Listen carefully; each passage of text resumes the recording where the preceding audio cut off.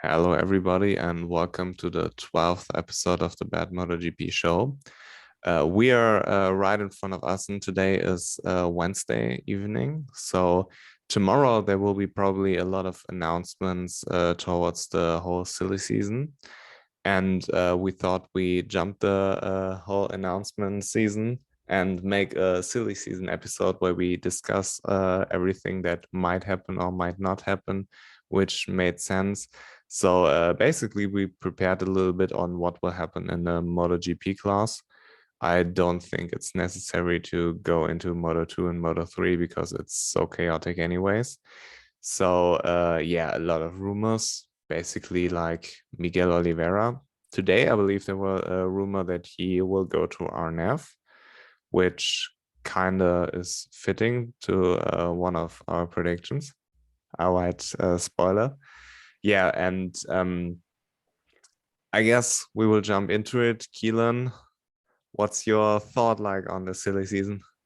Well, ladies and gentlemen, we are right on the corner of the Cathedral of Speed. Aston, of course, one of both Leo and mine's favourite tracks on the calendar.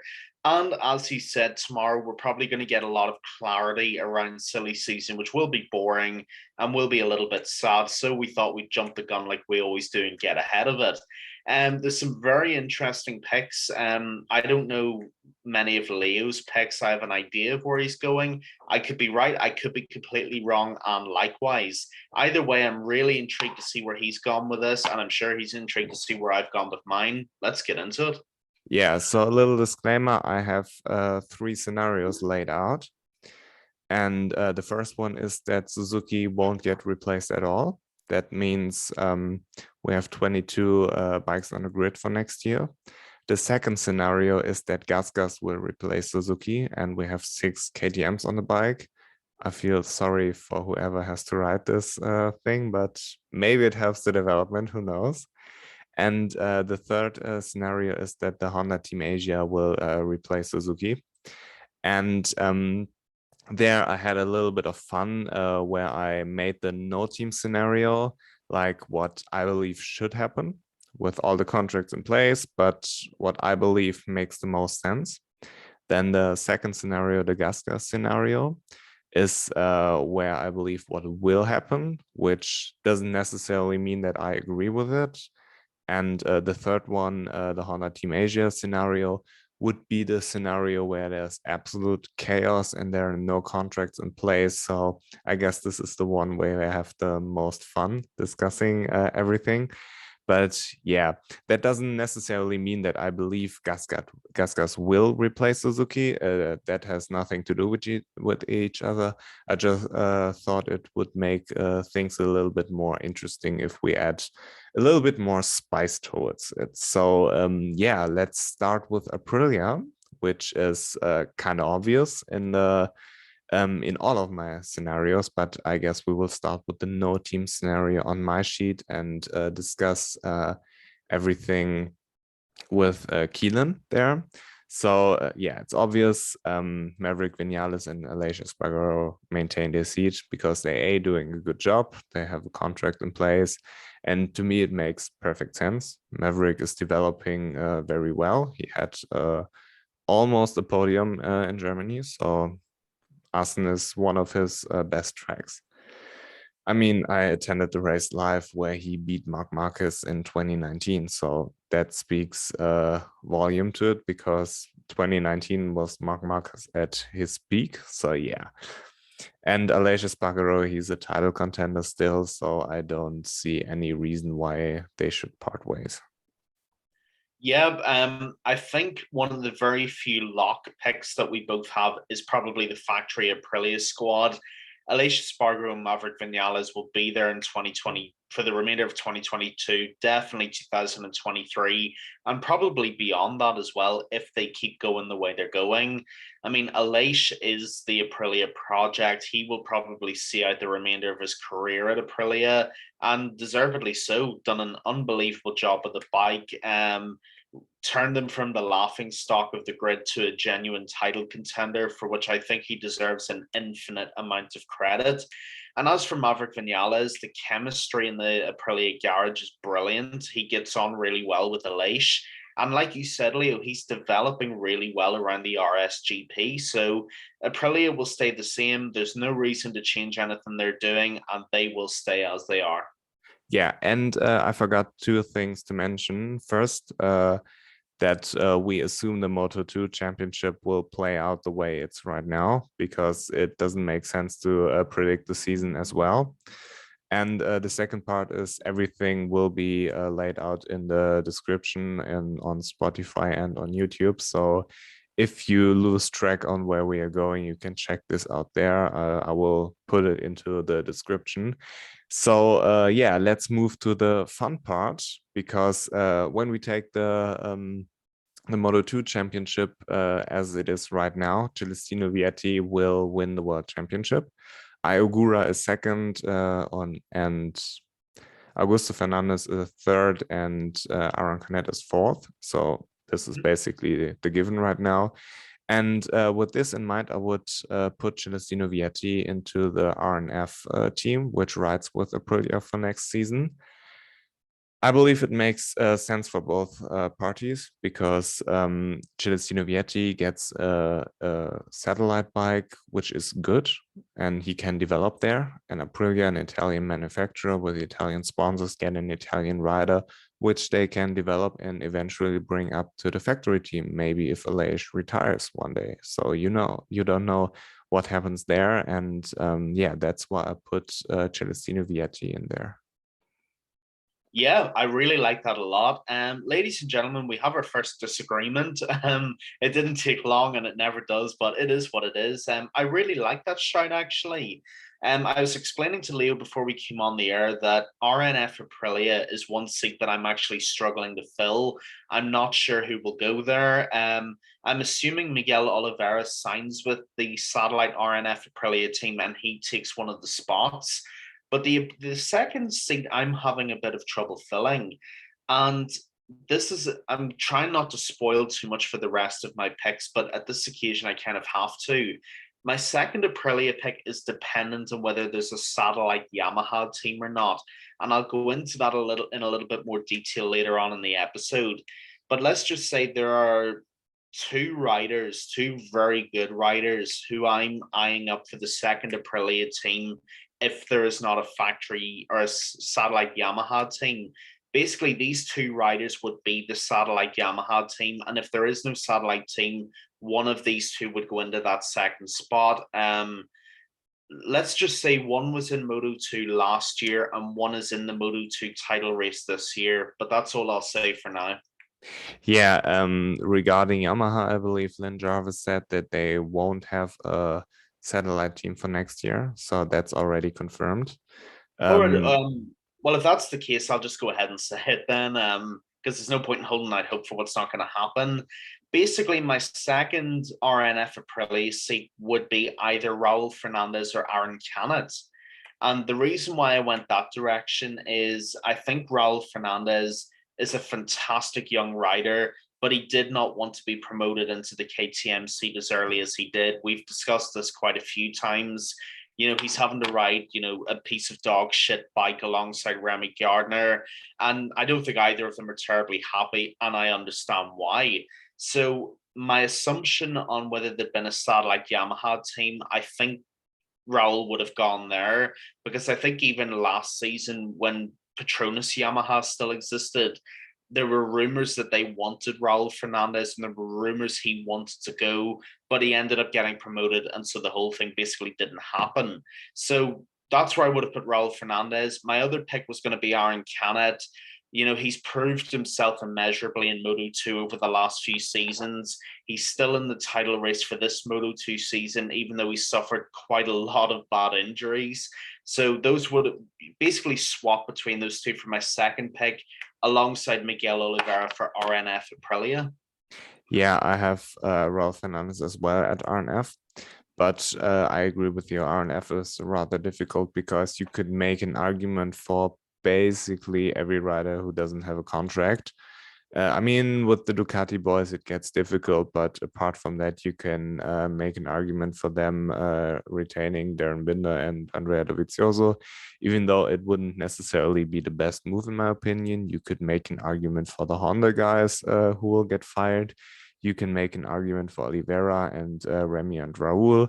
And also, you can make an argument for Jean Mir and Alex Rins. So, I agree with you. RNF is kind of a wild card, but I chose Celestino Vietti and Raul Fernandez. I like Aaron Canet as a rider, but I don't think he's ready to go to MotoGP. So I will just keep him in Moto2 because A, he hasn't won a race. That's true. That is true. He crashes a lot.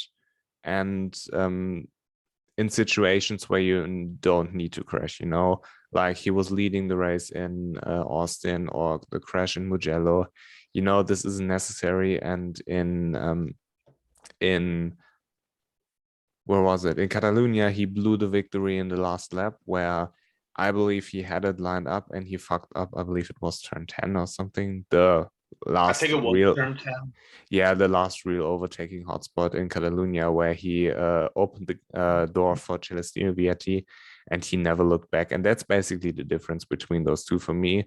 Aaron Canet is a very good rider. I like him very much, but I would just keep him in Moto2 for another season because I feel like he needs time to develop. But yeah, I went with Celestino Vietti and Raul Fernandez. So I would like to move on to Ducati. The factory team, Pecco, I guess we can agree on this one. This is not breaking news. But where it gets interesting is the second seat. And this is basically the big question. Is it Enea Bastianini or is it Jorge Martin? There have been people who said Joan Zarco should take the spot. And I disagree with this pick because I believe the factory team is a team where you should put riders who can win the world championship. And Joan Zarco is a very good rider, but he isn't on that level. He hasn't won a race. He isn't consistent at the top. And B, I feel like we kind of saw the ceiling of Joan Zarco. It's not like you can expect him to develop much more as a rider. And if Ducati would have taken the second rider is not a title contender, just a supporter, they would have just kept Jake Miller. So it's not necessarily the best pick for me, in my opinion. But yeah, I went with Jorge Martin because I believe he's the better rider of them. He had some unfortunate injuries which hindered him this season. But I believe he is the better of the two because Enea Bastianini is a very good rider, but he is too inconsistent. I mean, Jorge Martin hasn't been particularly consistent, but it's just kind of a feeling that Jorge Martin, when he is at 100%, and he also has 1 year more where he isn't more. No, they're both in their second year, right? I fucked that up. I think you're right. Yeah. Because Martin went straight to Pramac. Yeah. And then Bastianini's been 2 years in Gresini, you're right. Yeah, so I apologize for that one. But yeah, I still believe that Jorge Martin has a little bit of a higher ceiling than Enea Bastianini. Yeah. So I would give him a spot. Yeah, those are really good picks. I like them a lot, and I actually agree with them as well. Pecco, no shock to anybody. He's gonna be there for a long time, I think. He's the leader. He's gonna be the leader of that team. There is no mistake about that. And then for my second pick, I went with Jorge Martin as well, actually, and that'll tell you a little bit about where I'm going with the rest of my picks. Bagnaia, don't think there's any doubt. I think he needs to work on the psychological side of his racing, but in terms of on the track, the guy is nearly as good as it gets. He's won multiple races. When he actually gets that win and gets the taste for it, he's nearly undefeatable. And all around, he is an unbelievable MotoGP rider. So Bagnaia, no doubt. And I went for Jorge Martin in the factory team as well. I think this really is a 50-50 toss of a coin between him and Enea Bastianini. It's going to be one of them, but I agree with you. Jorge Martin, I think, is a slightly better rider with a higher ceiling to his career. He has had the more devastating crashes, but I think when he's on 100% form, he is nearly unbeatable. When he's on full form, he is setting lap records and qualifying records, and that tells you all you need to know. And also with Enea Bastianini, he's a bit too inconsistent for my liking. I think it would be too much too soon going from Gresini all the way to the factory team. I think he is in the perfect place he needs to be for one more year before maybe graduating up to Pramac and then on to the factory team. I actually think going from Gresini to the Lenovo factory team would be a mistake. So for me, my factory team for Ducati is Pecco Bagnaia and Jorge Martin.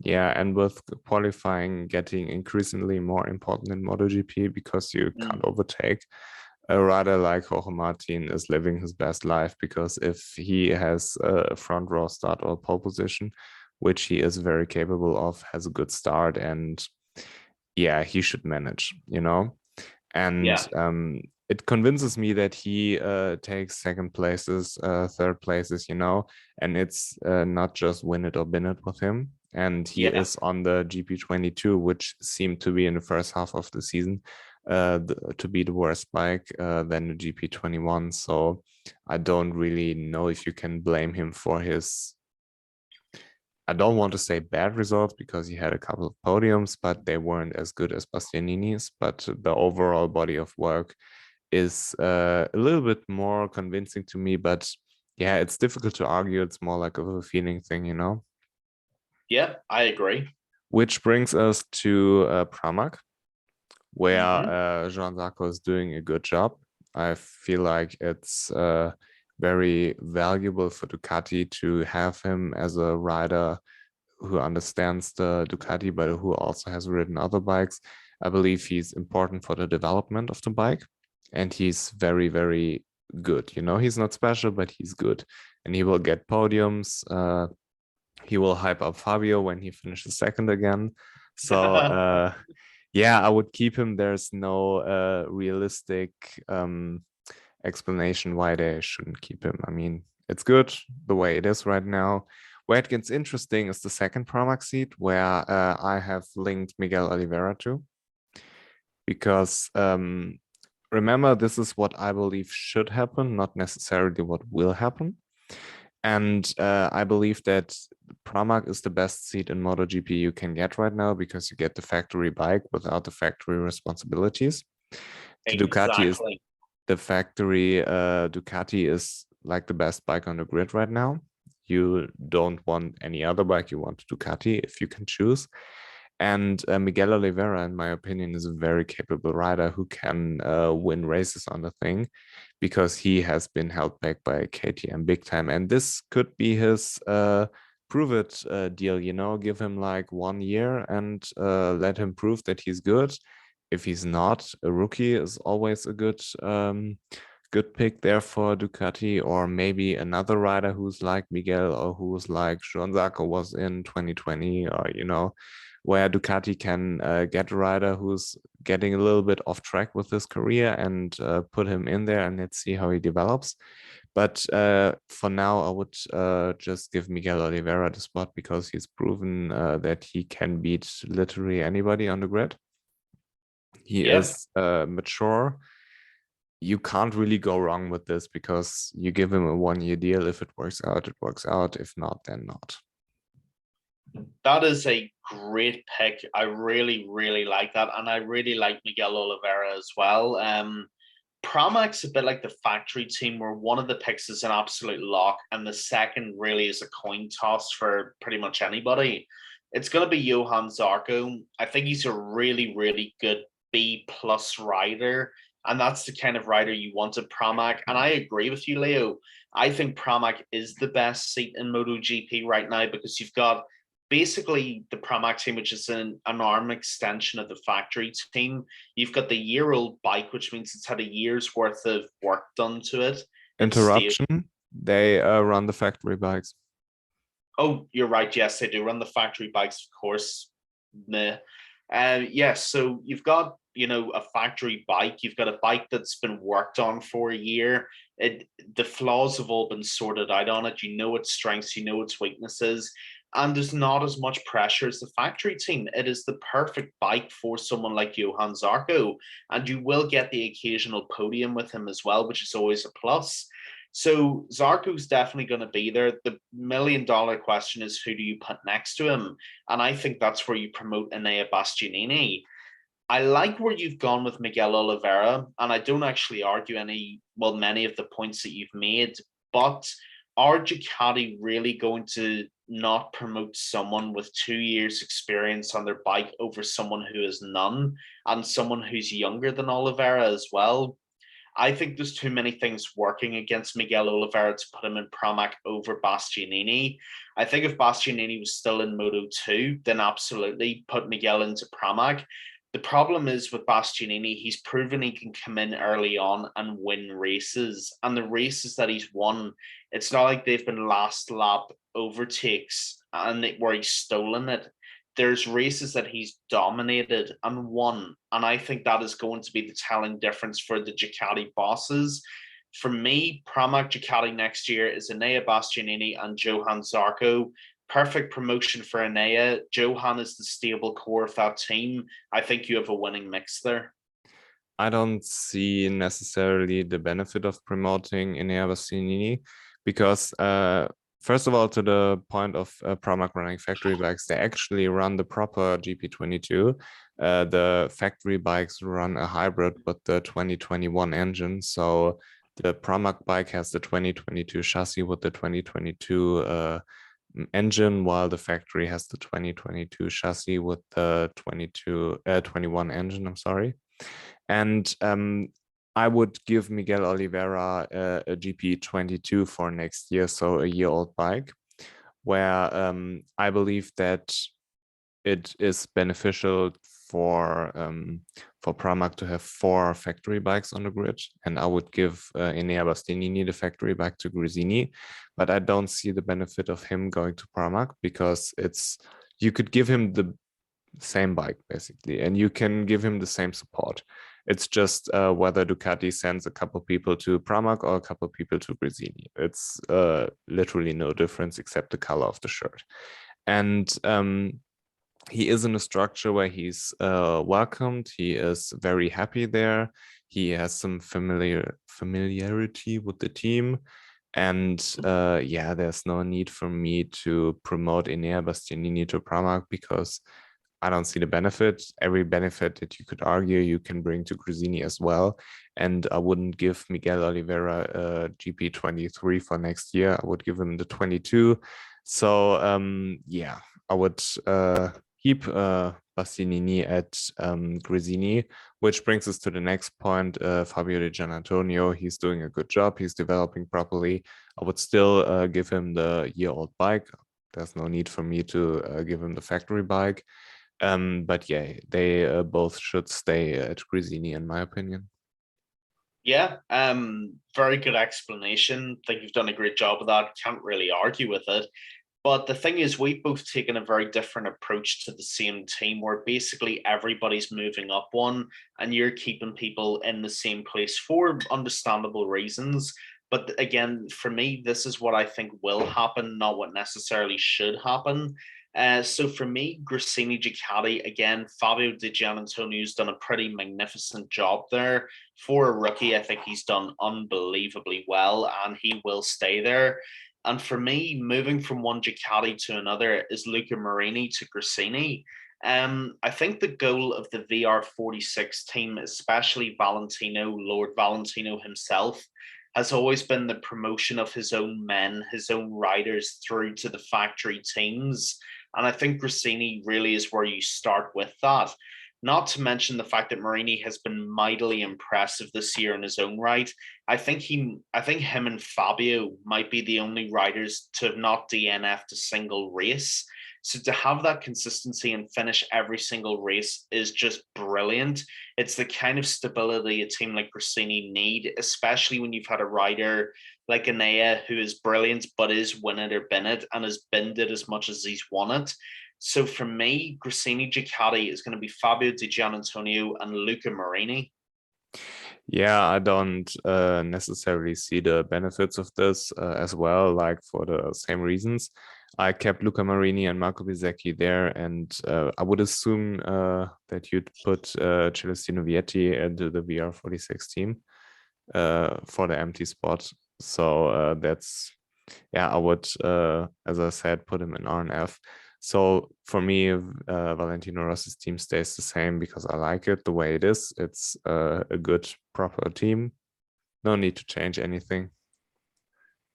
Yeah, you sunk my battleship, Leo. Congratulations, you guessed where I was going. I think Bezzecchi's been brilliant this year, had some very impressive performances, been extremely stable. And again, if the Moto2 championship finishes the way that it is right now, I think Celestino Vietti gets a promotion to the Premier class.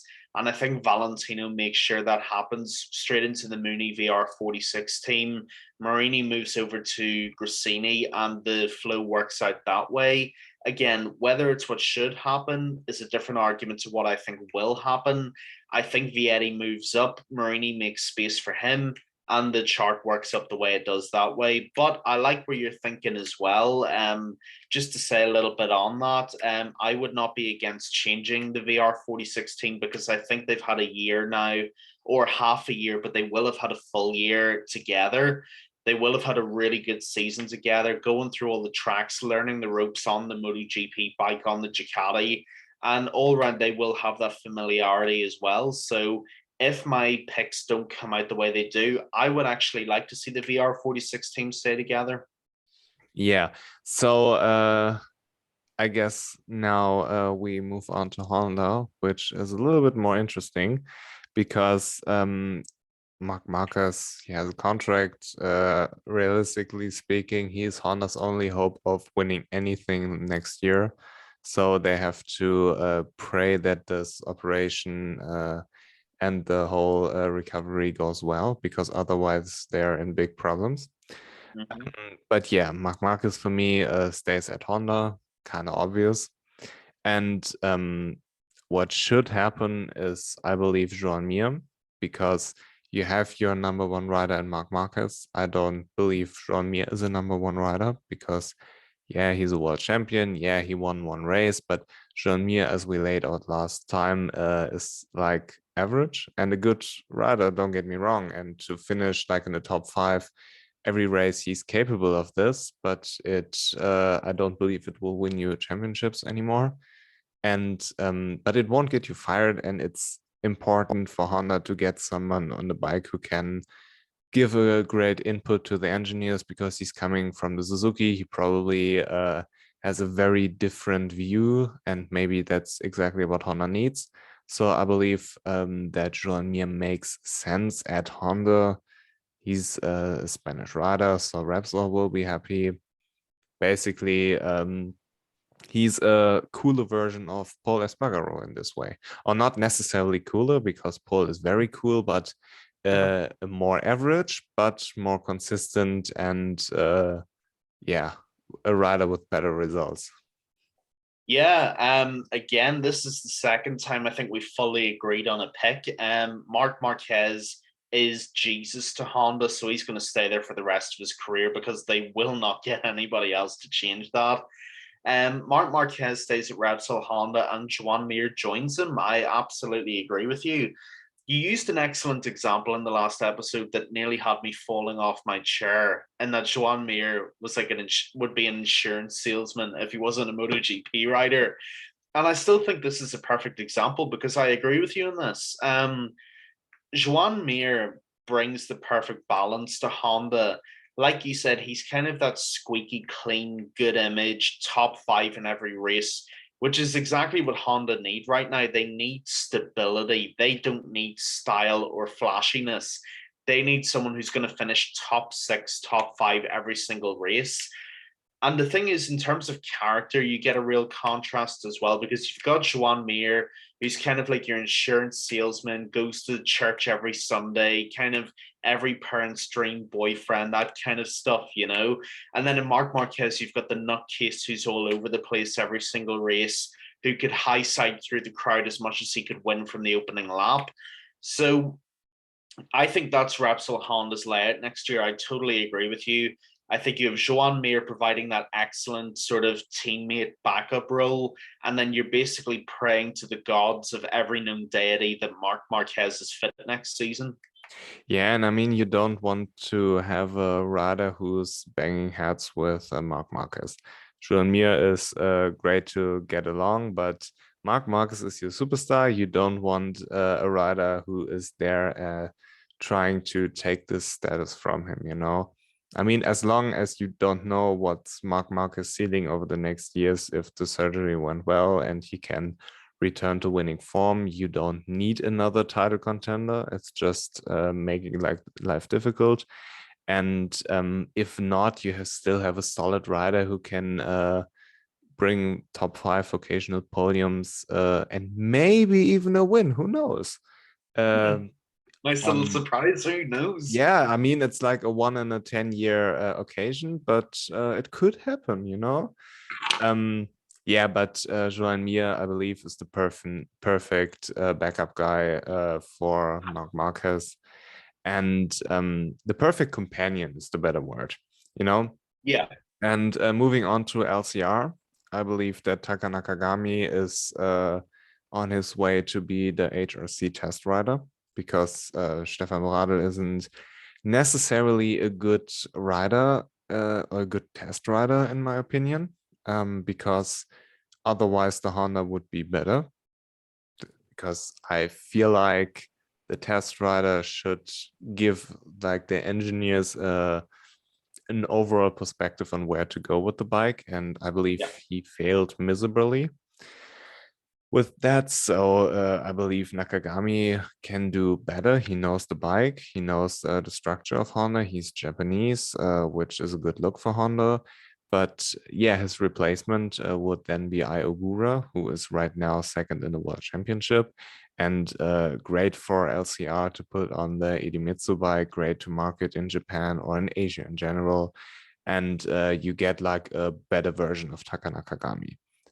Taka isn't really a spectacular a performer, but also not a spectacular personality. Ogura is like a better rider. He's very consistent. He is fast, especially towards the end of races. If he can figure out how to qualify on the front row, we saw what can happen in Jerez. And I believe he's overall a better version of Taka Nakagami in every aspect, because he doesn't crash as much.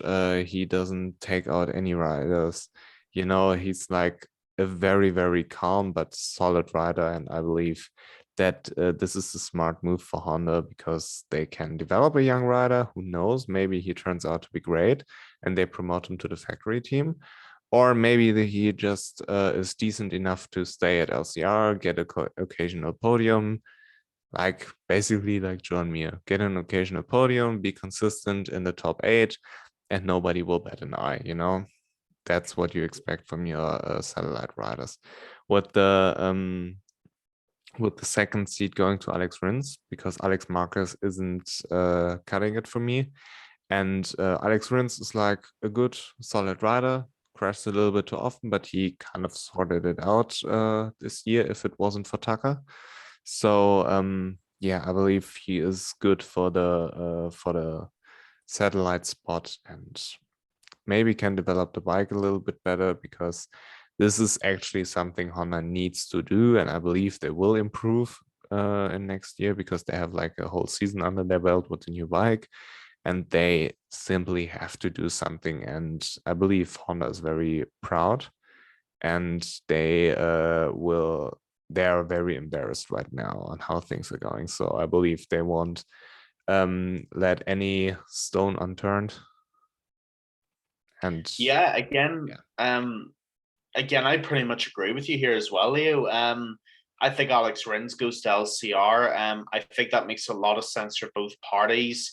In Rins, you're getting a multiple-time race winner, you know, a guy who maybe does not have as many fans as he should at every race. Looking at you, Rins fan club, for having 0 fans at every race, absolutely disgraceful. But in Alex Rins, you do, all jokes aside, you do have a really good racer there who, when he manages to keep it on track, generally gets really good results. I think for Rins, that makes a lot of sense. In LCR, you've got a pretty good, stable setup.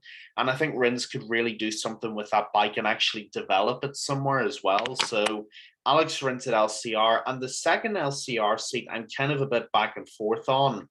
My initial pick was Augusto Fernandez from Moto2, just because I'd like to see him in the Premier class. And I think he'd do a lot of really good work on that bike. However, that is dependent on whether we get a Honda Team Asia, the scenario I know you've laid out in your magnificent spreadsheet already, might I add. Ladies and gentlemen, Leo showed me up as he always did a beautiful spreadsheet with all the colors of all the teams. And I'm like a boomer from the 1960s and I wrote it all down. So it is what it is. But my second technical pick for the LCR Honda team would also be Ogura. I agree with everything you've said about Ogura. Stable, solid rider. Would be a great look for the Idemitsu Honda team, Japan, representing Japan in the Premier class again. I think he's a massive, massive upgrade over Taka Nakagami. I think you would get top eights every race, which is what LCR really should be aiming for. And yeah, all around, I think with characters like Alex Rins and Ogura, I think you'd have a really good balance there as well, chemistry-wise. So for me, my LCR Honda team for next year, Alex Rins and Ogura. Yeah, and I believe Alex Rins is kind of a similar rider like Crutchlow. He's a little bit on one day he is very good and can win a race, even though he's not in a factory team. On the other race, he crashes, and in the next race he finishes nowhere, and then he's consistent again, you know. But it's okay when you're in a satellite team. You don't have the pressure of being a factory rider. So I believe that suits Alex Rins very well. And also, I'm not too familiar with the whole MotoGP community in Japan, but I believe that Taka Nakagami is already a good star there. And I believe that Ogura can be really marketable for Honda in Japan and in Asia in general, you know. So if I'm Honda, I would for sure take the Japanese rider over Augusto Fernandez. Not necessarily because I think they're better, but just because of marketing purposes. Pretty And much. yeah, moving on to KTM, it's kind of an easy one because they have already contracts in place. Brad Binder for me is like the obvious pick, even though he has a contract. But if he didn't, I would still keep him because he's fucking good. And I feel like Brad Binder's highs are not as high as Miguel Oliveira's, but his lows aren't as low as Miguel's. So he is very consistent. And yeah, he's fifth in the world championship, finished every race on average on eighth. On this shitbox, it's good, and he's always there for the occasional heroic ride. Mm. Yeah, good rider, good contract negotiations a couple of years ago when they extended Brad Binder for this time. I believe he has a contract till 2024. And also Jack Miller, I believe, is very good. He has a lot of experience in MotoGP. He has a lot of experience on different bikes. And I believe he can give KTM maybe the necessary perspective to develop the bike, because he comes from another way of working. He comes from another way of building a bike, and maybe he can give some good inputs to the engineer that they actually can develop the shitbox, because I think they themselves don't even know what to do. I mean, yeah. But my factory team would be Brad Binder, Jack Miller, kind of obvious. They have contracts in place. There isn't much to discuss there. Yeah, yeah, I was just thinking there again, I agree with you. No real shock with Red Bull KTM. It's going to be Binder and Miller. It's already been confirmed it's going to stay that way. With Brad, I actually really like the comparison you made to Miguel. It's obviously very apt because Miguel's leaving at the expense of Brad. And it's a pretty justifiable reason as well. As much as I like Miguel Oliveira, with Brad Binder, you always get a 7 out of 10 race from Brad. you always get like a 7th, 8th position. That we should call that the Binder, well, the Brad Binder position anyway, because that is always where he's at. He's always stable. He's always 7th. He's always 8th. And you always get 7 out of 10 from Brad. He's always a solid B level rider. Whereas with Miguel Oliveira, one weekend he could be 11 out of 10 and nobody could touch him. Then next weekend he's nowhere. Next weekend he's up. Next week he's down. And in a factory team, you have to be consistent and you've got to be able to deliver consistent results. And no one's better at that than Brad Binder. So he will definitely stay. Jack Miller, I think, is a fantastic addition to that team as well. In Brad Binder, or sorry, not in Brad Binder, in Jack Miller, you have the Australian Cal Crutchlow, who basically will work like a mother to develop that bike and make it the best that he can. And that's the quality that Jack brings. Aside from being a multiple-time race winner and an all-round brilliant rider, in Jack Miller, you have got the ultimate workhorse who will work and work and work and work and work on making that bike the best that he can. You know, there might be other riders who are slightly more talented than Jack, but none outwork him. And that is what KTM need right now.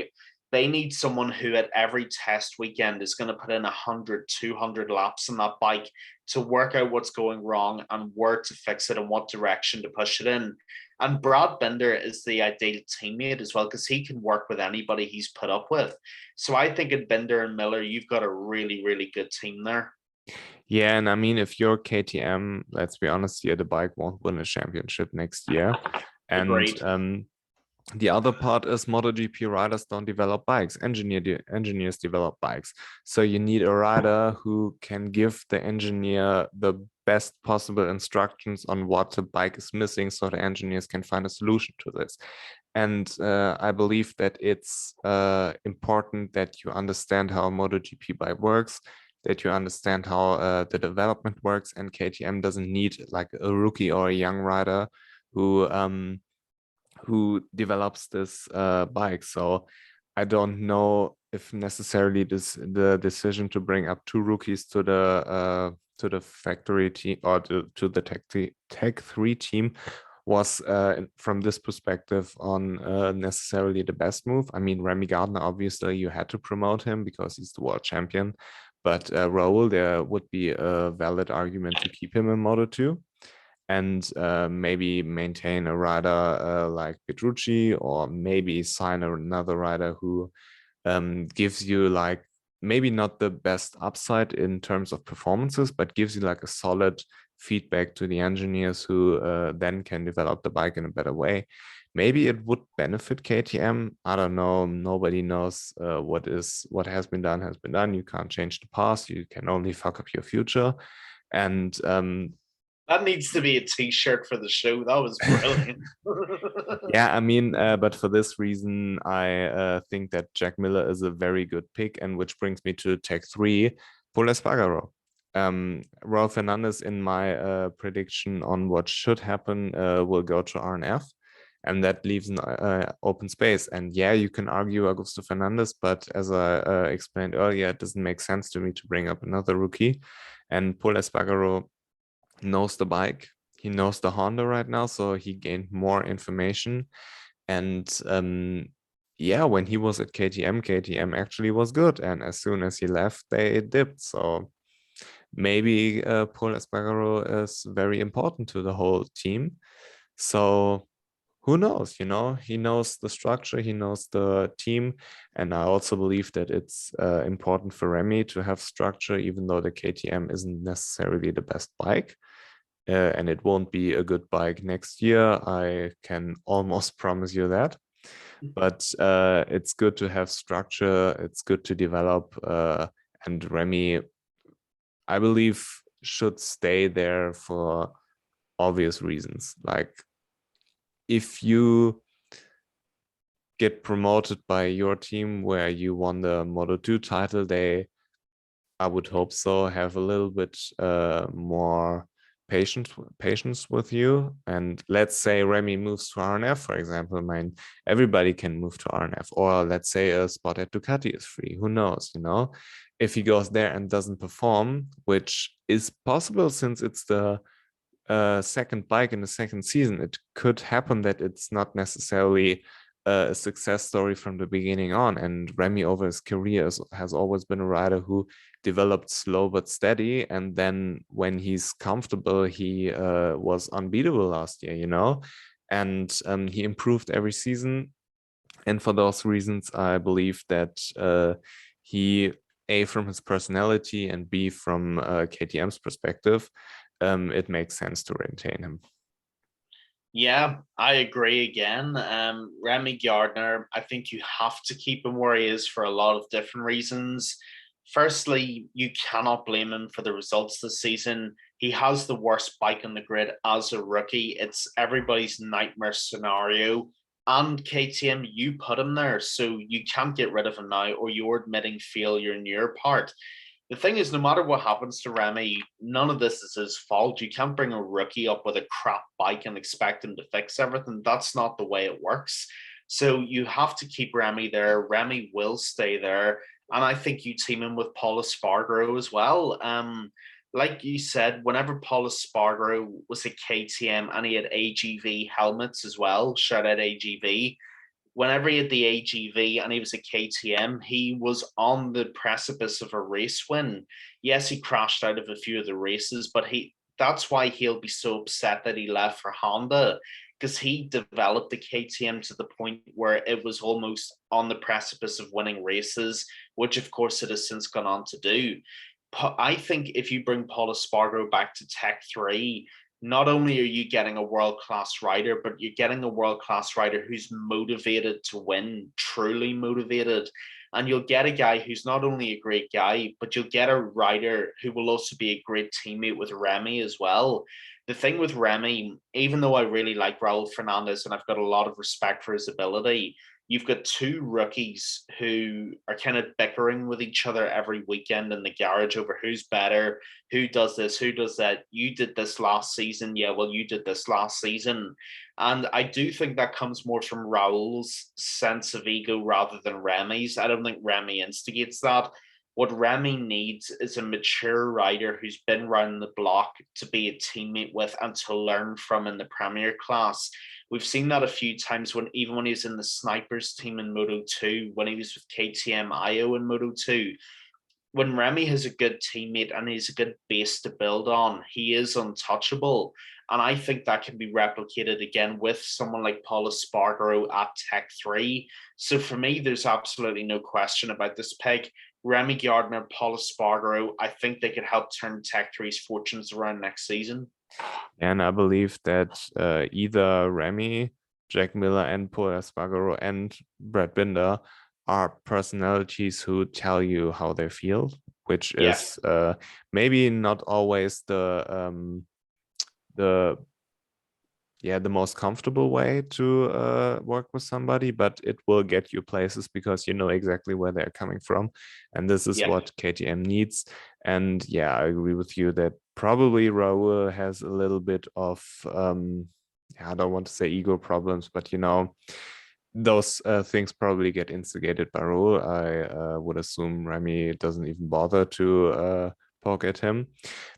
But yeah, and with Remy, when you have a rookie, you can't really compare him with riders who've been there a lot of times. So you naturally compare them with rookies. That's why you have a rookie of the year. And in Remy's case, it's the perfect comparison to compare him with Raul, because they are kind of on par as in terms of riding skills at the moment, because you have last season as the perfect example that they are pretty much on par, and he's outperforming Raul basically, and yes, Marco Bezzecchi is better. Yes, Diggia is better, but maybe they have a better bike, Oh, no question. You walk into the best bike in the grid, you're gonna outperform the people you're with.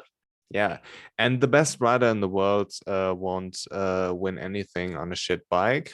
except Fabio Quattararo. But yeah, as Toprak told us, the Yamaha is actually fast on the straight, so maybe we've been wrong all the time, you know. No, but moving on to Yamaha, which is actually the last team we're discussing in this scenario right now, because this is the no team scenario where Suzuki won't get replaced. And I'm very excited to hear your thoughts on my pick. On my picks on the next two scenarios. But yeah, Okay. Franky and Fabio, they are good riders, they're good teammates. No need to change anything, and they have contracts now, so it's kind of unnecessary to discuss it anyways. Yeah, absolutely no shock with Monster Energy Yamaha. Fabio Quattararo, best motorcycle racer on planet Earth. He is the number one, no doubt. You can argue who's number two. Number one belongs to Fabio. To win a world title on that bike, let alone to get race wins on that bike, is a miracle direct from the Lord Jesus Christ himself. Lord So Pedro. Fabio, the Lord Pedro Christ himself. Fabio's best rider in the world, no question. He is the Yamaha team. He will stay there. Yamaha will throw bucket loads of money at him or whatever they have to do to keep him there. He's going to stay there. Franco Morbidelli will be alongside him. I love Franco Morbidelli. I know you're a big fan of him as well. Like you said, I think it was on the last episode or the episode before with Catalunya. He was one engine blow away from winning the world title from Joan Mir in 2020, and people forget this way too often. I also love his taste of sunglasses on the grid, but that is not the point. He is an amazing motorcycle racer. He's a Moto2 world champion, and before he had his injury, he was just as good as Fabio on the M1. People forget this quite a lot. He was getting podiums on that bike and fourths and fifth places as well, really supplementing the factory team, or sorry, the Petronas team when he was there alongside Fabio. So for me, when you have a fully fit Franco Morbidelli and a fully fit Fabio Quartararo who's able to do what he does on that bike, you arguably have the best squad in the entire MotoGP paddock. Yeah, correct me if I'm wrong, but I believe he won 3 races in 2020. That's right. He won, I think he did, yeah. He won in Valencia. He won in Misano. And there's another one. Oh, which one was it? Yeah, there was another one. Was it? I'll Google it. Wait a second. Oh man, that's gonna bug me now. Where was the third one? Yeah, I'm almost sure that he won 3 races. And he outperformed Fabio big time in this season, so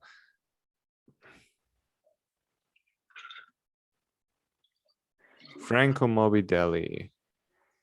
He won in Aragon. Aragon, that was it. 3 races, and yeah. He could have easily won the championship. He was what's like 13 points away, and if he finished where he was in Jerez, where he had the engine blow up, then he would have had those 13 points, because if I remember correctly, he was in 4th, or maybe he was even in 3rd. I don't know. I think he was in 3rd. Could be, I don't remember, but the point I'm making is he would, because Joan Mir finished 5th in this race, and then therefore he would have finished 6th. He had like 1 point less, and therefore Franky would be world champion. Basically, Yamaha and the engine blow up screwed him over. Yes, things like these happen, and you have enough time over the season to balance it out. But yeah. So realistically, in a very realistic alternate universe, we could have 2 world champions on M1s in that garage, but for 1 engine blow. Yeah, this is kind of crazy when you think about it. No, but Franky, only he knows what's up with the injury. I don't know. It could be that it significantly hinders him, and it could be that he will never ever return to his best because of the injury, or you never know, you know. Yeah, it's sad but true. It is. I hope he gets back to, because Franco Morbidelli at his best is a fabulous motorcycle racer. I mean, even his style of racing is just beautiful to watch. And him and Fabio belong at the front of the grid fighting for podiums and race wins. I can only hope this whole season is a write-off for Franco, and next season he is back to his best, because I want to see him back at his best. And also, imagine Fabio on that factory bike with less pressure on him. You're going to get the best out of you. I mean, we're already getting the best out of Fabio, but you're going to get an even better best out of Fabio, because it's a non-pressurized Fabio and an on-form Franco Morbidelli. That is a formidable team. Yeah. So let's move on to the GasGas scenario, where we discuss what I believe will happen, which is Maverick Vinales, Aleix Espargaro stay at Aprilia. Kind of obvious, I think you would agree. Then Miguel Oliveira and Raul Fernandez at RNF. I believe this will happen because RNF said in an interview, or basically Razvan said in an interview, that they won't sign rookies, only if Aprilia forces them, but their focus is on established riders. And I think you have a hard time explaining to Aprilia why you should keep Darren Binder when there are Miguel Oliveira and Raul Fernandez knocking on your door, you know? So I believe that they will get the two satellite Aprilias. Then Ducati stays the same, Pecco and Martin in the factory team. We discussed this.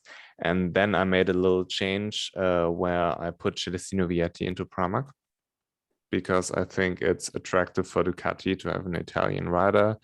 In our scenario right now, he's the world champion. So it makes sense for both parties. And Pramac is a very good spot. I would give him the year-old Ducati and let him develop there. Then with Gresini and VR46, everything stays the same with their rider lineup. And with factory Honda, same thing. I mean, Marc Marquez and Joan Mir will form the duo for Repsol Honda. But I made a change at the LCR team, where I believe Alex Marquez will keep his spot, because I believe that he will have a spot there as long as Marc Marquez is there. This is what I believe. And it also kind of depends if Honda gets Honda Team Asia, because then you can move Ogura there and promote Chandra too. Kind of spoiled this one, surprise. But then you have a little bit more flexibility of keeping Alex Marquez at LCR. But yeah, I don't see Mark being particularly happy if they fire Alex. This basically is only reason. Well, the thing is, to give a football example, kind of, because I know a lot of our viewers will be football fans as well, most likely. Marc Marquez at Repsol Honda is a bit like Kylian Mbappe at Paris Saint-Germain. Basically, for those who don't know, I'll give you a very, very, very quick rundown. Basically, PSG, in order to keep this player, Kylian Mbappe, basically offered him the club to keep him. They basically offered him final say over all transfers, who comes in, who comes out, who manages the team, who does what, like a ridiculous amount of power, basically. And that's what Marc Marquez is like with Honda. Honda have had to give Marc the keys to the kingdom, because nobody else can do what Marc Marquez does. And that means if Marc Marquez wants Alex Marquez to stay at LCR, they will keep him, because they will make Lucio Cecchinello keep him in that team. So realistically, the scenario you've laid out, Leo, could be very realistic. Alex Marquez and Alex Rins might make up LCR. Now, of course, if we get Honda Team Asia, that is made a lot easier, because we get Samkhya Chantra and Ogura in Honda Team Asia, and then the scenario is more relaxed a little to keep Alex Marquez in LCR. But I like the scenario you've laid out. I think it's very, very possible. Yeah. So moving on to KTM, Brad Binder, Jack Miller, they have contracts. then Remy and Paul seems to be the obvious choice because of all the reasons we discussed earlier. Yamaha, same thing, Fabio and Morbido. But yeah, then we have a GasGas team right now. And this is where things get interesting because if you are very, very smart and counted with, you know that Alex Rins is still without a spot. And I would put Alex Rins into the GasGas team because, like, for the same reasons where he makes sense at Honda, he brings expertise from a different manufacturer. He knows how things are going at Suzuki, how they develop the bike, and he can give some valuable inputs to KTM, which basically is GasGas. And therefore, he can develop the bike. And 6 bikes may be what KTM needs, because maybe when they have more data, they can figure out, they can try maybe more things, during tests or also during race weekends, where they can give certain riders parts to test in race circumstances, like Aprilia does with Maverick, where he has this semi-automatic or automatic ride height device. But yeah, therefore, I believe that Alex Rins will make sense at GasGas. And now we have the big one, which is Jake Dixon. Remember, this is not what I believe should happen. Wow. This is what I believe will happen. And if GasGas gets a MotoGP team, and Dorna 100% wants a British rider on the grid, and there's Jake Dixon in the GasGas Moto2 team, it makes sense. And I also believe that Jake Dixon was lined up for a MotoGP seat at Petronas, but then the whole sponsorship deal fell through. So yeah, they were basically stuck with D.Binder because of the contract, in my opinion. They never wanted to promote him, and luckily they didn't have a contract with Jake Dixon in place. But yeah, they promoted D.Binder, and now I believe it's Jake Dixon's time to get promoted if GasGas gets the team, because it's good for Dorna to have a British rider. It's good for BT Sports. It's good for the whole British MotoGP community. And yeah, Jake Dixon isn't necessarily a special rider who competes for championships, but he is good enough to get the occasional podium. He's good enough to fight for the victory, even though he crashes in the lead. And yeah, so he's not completely terrible, and I would prefer him over D.Binder, for example. But I believe this makes sense, not necessarily from a rider perspective, but more from a marketing perspective, Wow, that is interesting. You promised us intrigue, Leo, and once again you delivered. I gotta applaud you. It was really good. Yeah, the whole GasGas Aspar thing is very interesting because it's so interdependent on moves elsewhere. I mean, we don't even know if we're going to get an Aspar MotoGP team. It's all pie in the sky at the moment. But assuming that is what happens, there's a lot of different routes you can take with it. I did have 2 picks down here for an Aspar team. They're very different to what you went, but I'll tell you what they are and what I would change. First of all, if there's an Aspar team, someone from Moto2 is getting promoted. You can't just bring in 2 outsiders to a MotoGP team if you have a Moto2 one. There has to be someone there. So for me, you promote Albert Arenas. He's consistently outperformed Jake Dixon. He's been more stable, more consistent. Challenged for race wins better, and I think overall he's been a very stable influence on the Aspar team in Moto2. And again, he's not out of the title challenge either. He always brings it on Sunday as well. Now, my second pick, I don't think I would go for, and I don't think they would go for. It's just a very bold left field pick. Izan Guevara from obviously the Moto3 team. Again, I don't think that will happen. I think the one rookie who should have gone from Moto3 straight to MotoGP, if you really wanted to make that jump, is probably someone like Izan Guevara.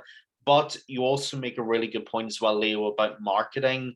Obviously, in Grand Prix racing, there has to be a British rider there for BT Sport reasons, because there's a massive bike community in Ireland and mainland Britain. So there has to be somebody there. To be honest, though, I would promote Sam Lowes ahead of Jake Dixon. Obviously, Sam is with the Mark VDS team, but I think with Sam Lowes, you have a much better pedigree than you do with Jake. I mean, in 2020, Sam was, a couple of decent results away from winning the Moto2 title that Enea Bastianini won. Obviously, I think he suffered a really bad wrist injury in Le Mans that season, and that kind of tanked his season from there on. But I do agree there kind of needs to be a British rider in that position. And don't get me wrong, I like Jake Dixon. I really do. I think he's a really, really nice guy. And I'm really glad that his head's finally in the right place as well. But unfortunately, we're in a ruthless business. We're in the results business. And if you're looking at results, you're taking Sam Lowes over Jake Dixon any day of the week. Yeah, I mean, Sam Lowes, I can hear. I certainly agree that he deserves the seat more, but he's a little bit older. I believe he's over 30. He had his shot in MotoGP. You kind of know where his ceiling is again, but yeah. I believe that I don't necessarily know the English word, but in German it's comparse, so maybe it's the same in English. Those background people in the movie, Comparison. Yeah, it's the same. Okay, Albert Arenas is basically MotoGP comparse because he is a Moto3 world champion. Yeah, but yeah, he's not more. He's like there to fill the grid. He's not bad. You won't make a mistake. He's like a Moto2 version of Joan Mir. Yeah, that's a fair This is not enough for me to promote someone to MotoGP. And if you're a Spanish rider, you need to be special in order to get promoted because there are already so many Spanish riders. Dorna will probably say, hey, come on, take Jake Dixon, take Sam Lowes, take whoever you want, but please not another Spanish one. Because, yeah, it's like, it's a little bit unfair towards the Spanish guys, but it is what it is. You want to market the sport, and it's better for Dorna to have Jake Dixon on the grid than Albert Arenas. That doesn't necessarily say that he's a better rider. I mean, Arenas at least is a world champion, and also with Sam Lowes, yes, you could argue that. I can hear this argument, and he's probably more suited than Jake Dixon, but he reminds me in this case a little bit of Tom Lüthi, where he kind of deserves it, but it was a little too late. So it's hard to teach an old dog new tricks, I believe Sam Lowes is better off in Moto2.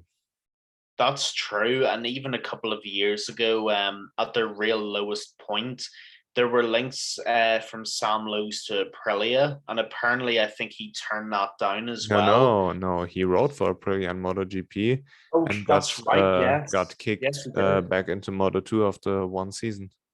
Yeah, I mean, actually, that kind of sinks my case for Sam Lowes. So you're actually right. He technically had his chance and he couldn't make it work. Admittedly, the bike was crap, don't get me wrong, but you are right. He did have his chance. So fair enough. Just a little bit of a curveball there. If we're talking about riders who need to be in the grid for representation and passport reasons, what about Joe Roberts? I can argue Joe Roberts getting a MotoGP seat.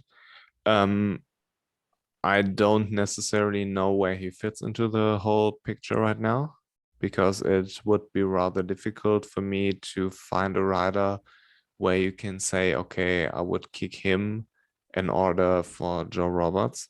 I mean, Joe Roberts won one race in Portimao, which was rather...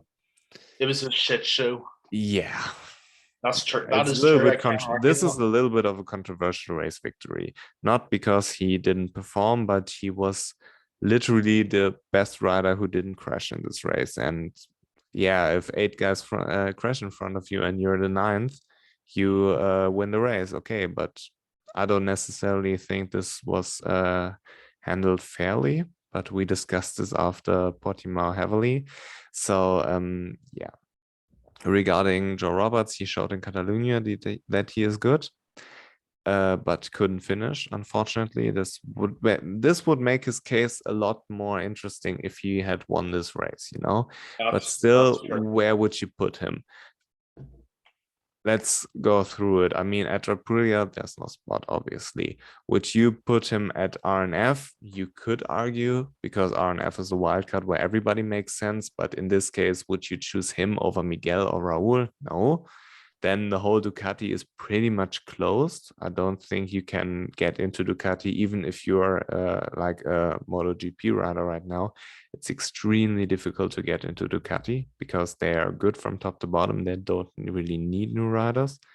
And it's kind of a weird structure where you almost have to be Italian, you know. Then at Honda, you could argue Alex Marquez, kick him and put Joe Roberts in, but then we are back with the Marc Marquez discussion. At KTM, I don't see a spot for him because KTM really has other problems than bring an American dude on the grid. Yeah, and then we are back at GasGas if they get the team. If Honda gets the Honda Team Asia, there's no way. So even though I agree with you that it should be possible for Joe Roberts or maybe Cameron Beaubier to get up into MotoGP, even though I would prefer Joe Roberts over Cam Beaubier, it's difficult to get a place for him because it's like MotoGP is very elite where you have to either win a world championship or be really good to get in there. And a lot of people don't get in there, even though you could argue they deserve it. So basically we would need an American racing team, which could be maybe a wildcard nobody's talking about because we have one empty spot which isn't filled yet. So maybe it's an American racing team. But again, which manufacturer would give them bikes? I mean, if KTM would be, I believe they would prefer a GasGas team. Yeah, that would make too much sense, to be fair. Then if Honda, they would prefer a Honda Team Asia. And you could argue this very well for marketing reasons.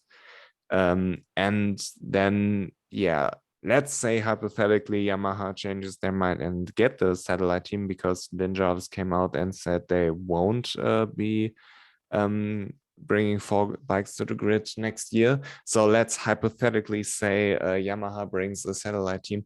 Then you could start to argue about an American racing team going with Yamaha to MotoGP. But yeah, it also has to be paid for. So I don't know how the finances are of American racing. It's rather difficult, even though I can agree with you that if Jake Dixon gets a MotoGP promotion, Joe Roberts should get one too. But this doesn't mean that I believe either of them deserve one, because I do not.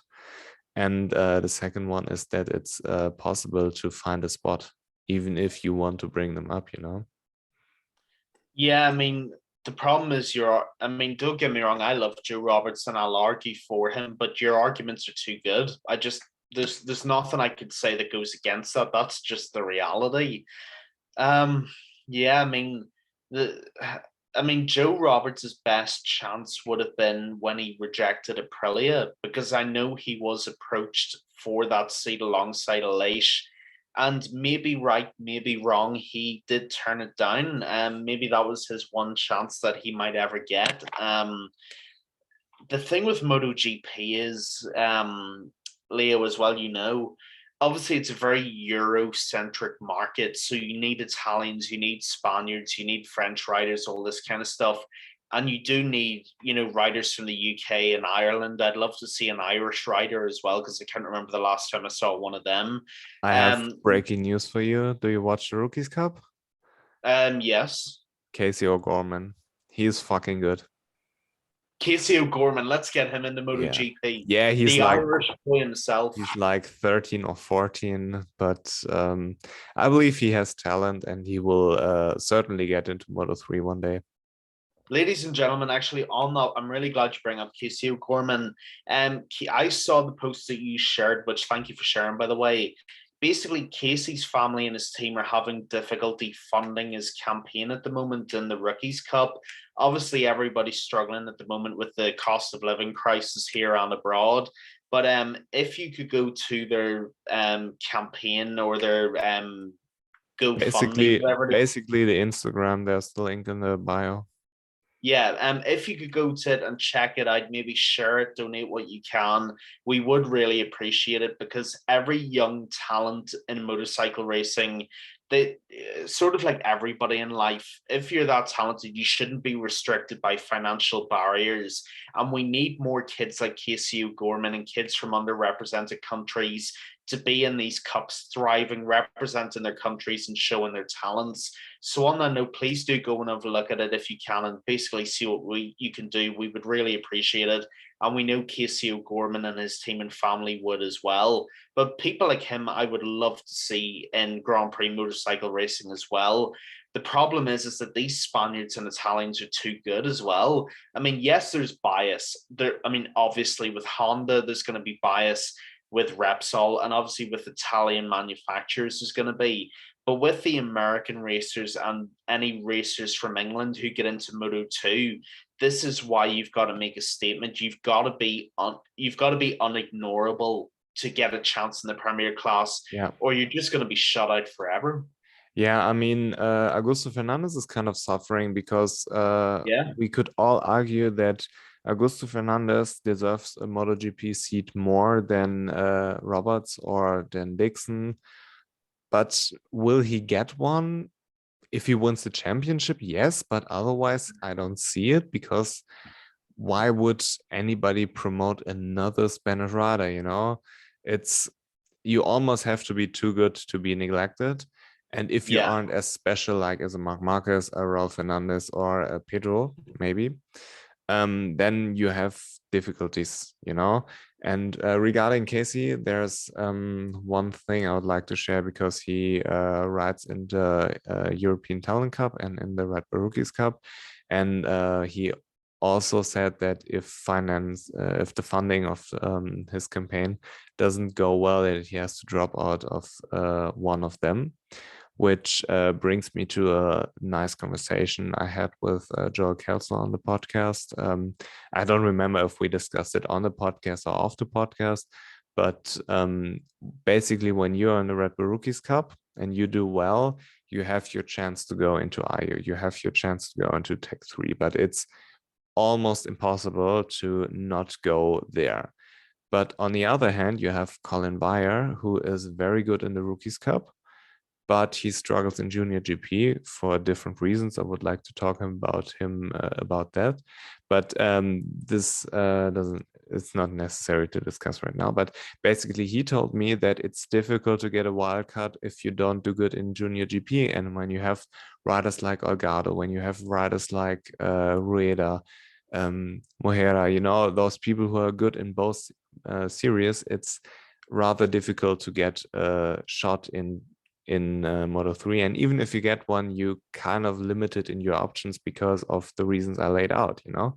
And let's go back to Casey. If he has to drop out of one of them, he would, I would assume, I don't know, that he would drop out of the European Talent Cup and the whole Junior GP structure, because the Rookies Cup basically is set up that you only have to pay for travel and accommodation. So everything else is paid for by Red Bull and KTM, which is amazing for young talents. But those costs of traveling are going up immensely, and the Rookies Cup is riding basically all over Europe. So for reference, when I flew to Barcelona to record the podcast with Remy, I paid, if I remember correctly, 35 euros per person for flying to Barcelona and back. Now, when we flew to Mallorca to record the podcast with Joel, we paid 150 per person. Jesus. This is a little bit of a price increase, and we're actually lucky that Joel lives in Mallorca, because if we had to go to Barcelona, it would be like 230 for those dates we checked, which is like almost 10th of the price we paid in January, you know? So yeah, again, back to Casey, it gets rather difficult to pay for everything when the prices are going up. And if you have to drop out of the Rookies Cup, you're making your life a little easier regarding traveling, but you still have the whole junior GP structure. And you're missing out on a potential promotion, maybe to Red Bull KTM Ayo. I see, for example, Rueda going to Red Bull KTM Ayo when Jaume Masia moves up to Moto2. I believe that's the move for Jaume, and I believe that's the move for Rueda, because he had the wildcard and he's eligible, eligible, yeah, weird word, to go to Moto3 because he had the wildcard.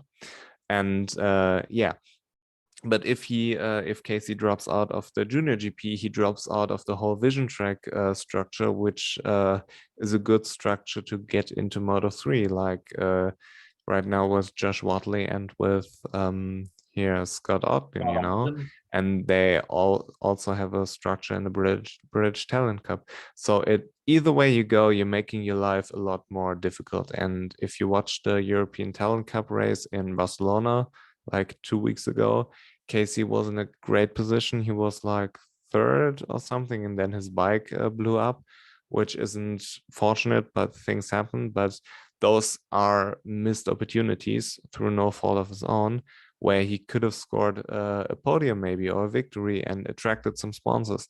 So yeah, long story short, he needs to continue in both series if possible. And if anybody wants to support young rider from how you phrased it so eloquently, underrepresented minority nations, yeah, Leo. yeah. We need more Western Europeans Yeah. in the Grand Prix. You know, regarding Casey, it's evident that we need a Conor McGregor racing team in Moto3, where we have like the gorilla on one side and the tiger on the other side, and have like Conor walking up the paddock, which would be kind of hilarious. And he Proper has the 12 money. racing team. He has the, excuse me? The proper 12 racing team. Yeah, I believe you can't advertise alcohol in MotoGP anymore. But yeah, you make it the proper 0.0, you know, like Estrella Galicia. Yeah, Estrella Galicia, Yeah. proper 12 Yeah. 0.0. No, I like but that. in all seriousness, if a lot of people donate like €5 or £5 or $5, whatever, it makes a difference. If you can afford more, it's great to support young talent. I donated myself, so I would encourage anybody to help this young man because he has talent, and it would be a shame to see this going to waste because of financials. And yeah, I mean, maybe one day he is in Moto3 or even in MotoGP, and you can tell your kids, hey, I supported this young man when he was 13 or 14 or whatever his age right now is. So yeah, long story short, support Casey O'Gorman because he's fucking good. He's very good. Very, very good. Yeah. So I would continue to the whole Honda Team Asia scenario where we have no contracts in place. And yeah, so let's go through it, because with this is where things get very interesting, and I would love to hear your opinion about it. Remember, there are no contracts in place. Everybody is a free agent. Everybody can go wherever you want. And we have a Honda Team Asia.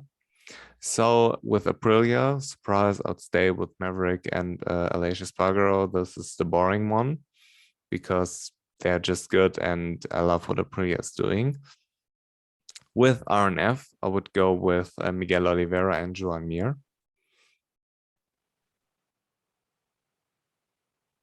Very nice. Yeah, Very I think nice. this is Very a nice. good spot for Joan Mir. And yes, I have a little surprise in the factory Repsol Honda team, so bear with me. Factory Ducati will be Pecco and Enea Bastianini. All right. Okay. Because as you can assume, maybe I'm doing something with Jorge Martin. We will get there in a moment. But yeah, with Pramac, I would put Remy Gardner and Franco Morbidelli on the Ducati. Ooh. All right. That's tasty. I like that. Yeah. First of all, the Ducati is the best bike at the moment, and I believe if you want to put Remy Gardner on a bike where he can show his full potential, it has to be the Ducati.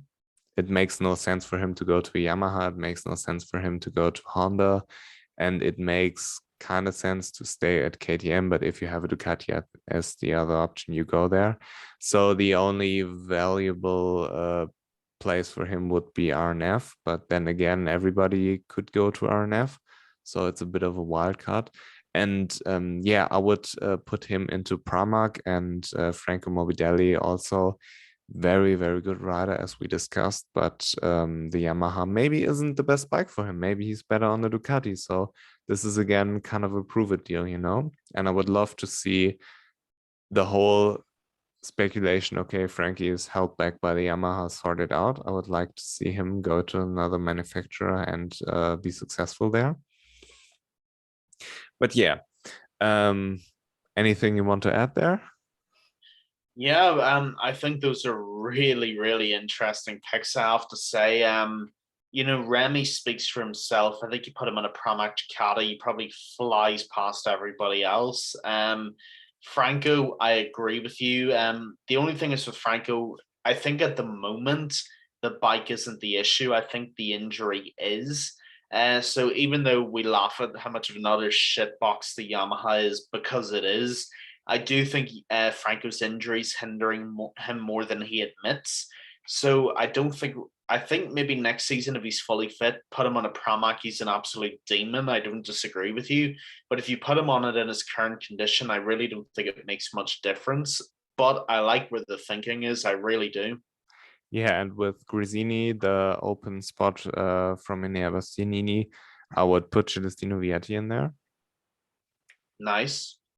I think this is a valuable team for him because they have experience with Fabio Di Giannantonio and they have experience with Enea Bastianini now.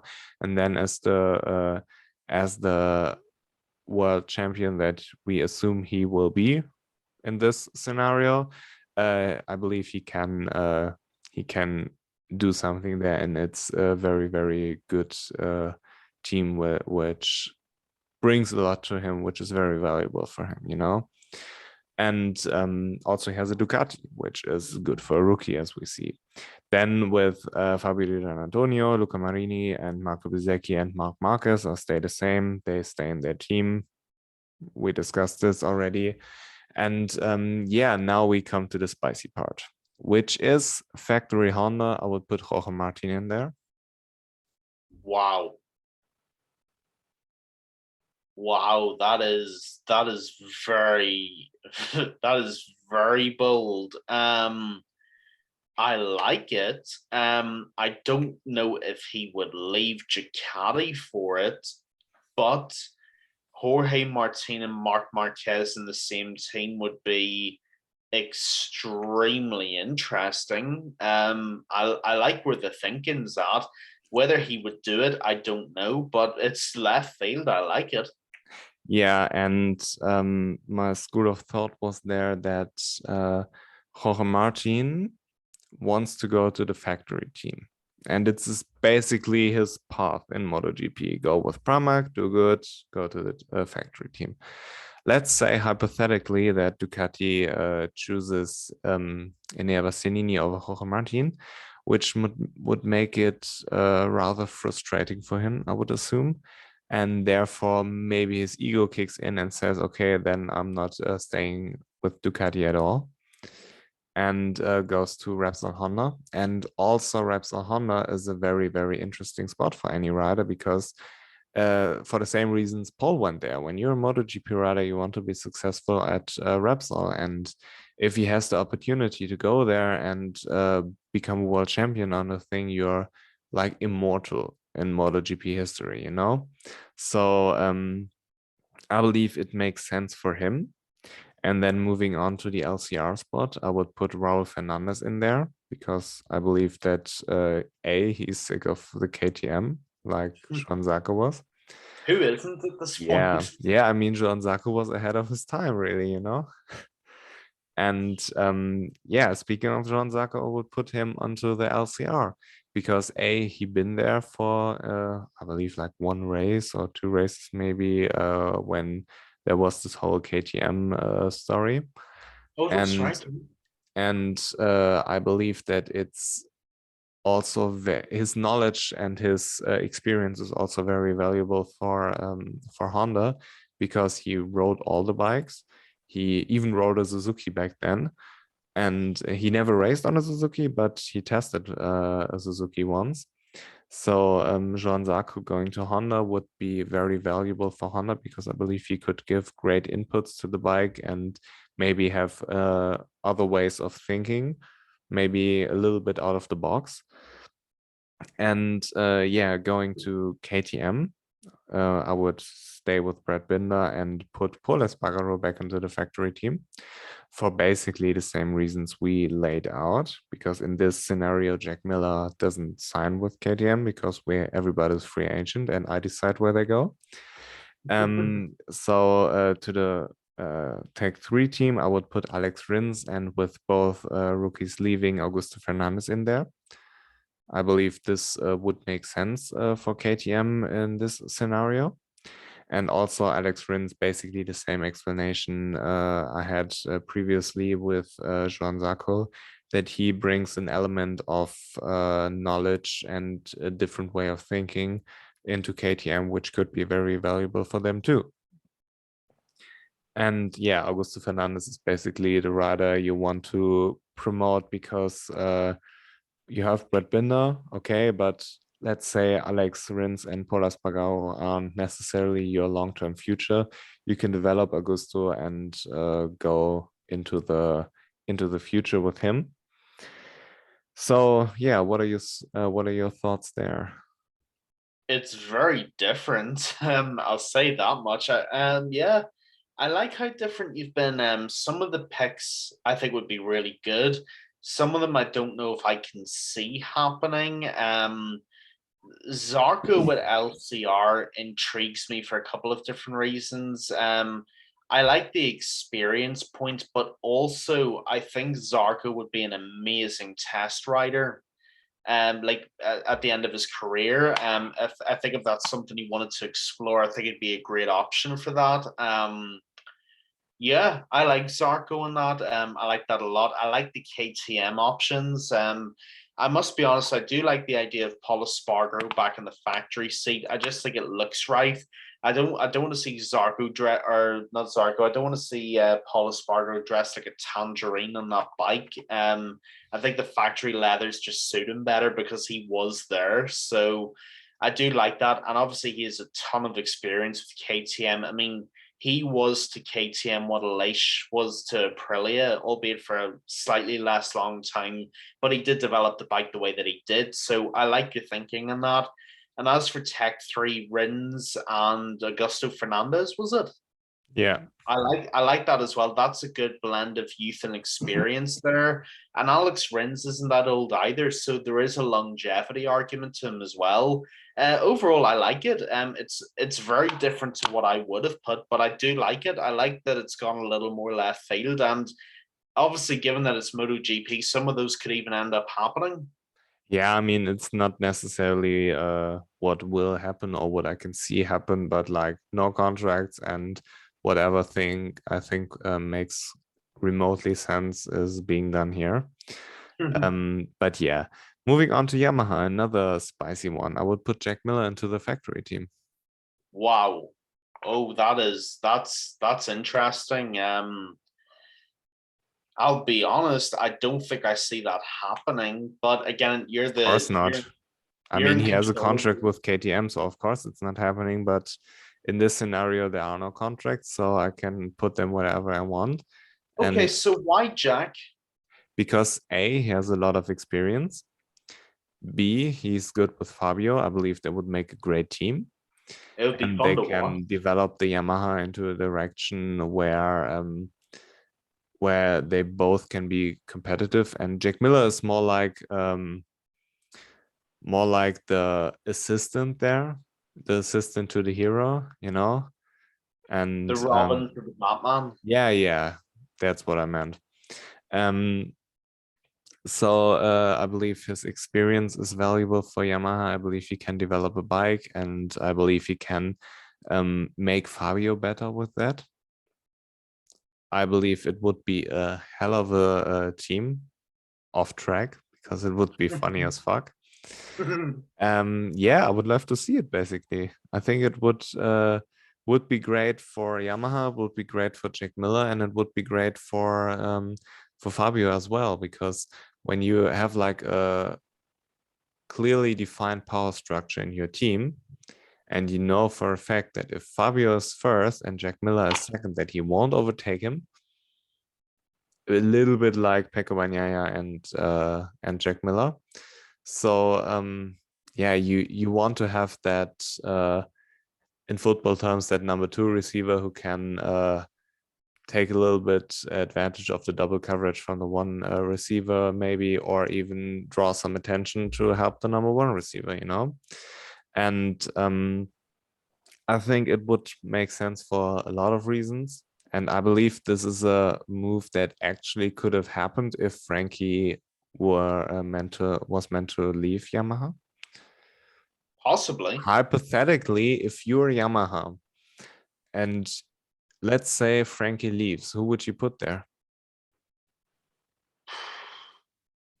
I mean, there's an argument for waiting it out to 24 and trying top rack from World Superbike, but I think he'd be better suited naturally to the Honda than to the Yamaha. So you make a good case. I'm not sure who I would put on there.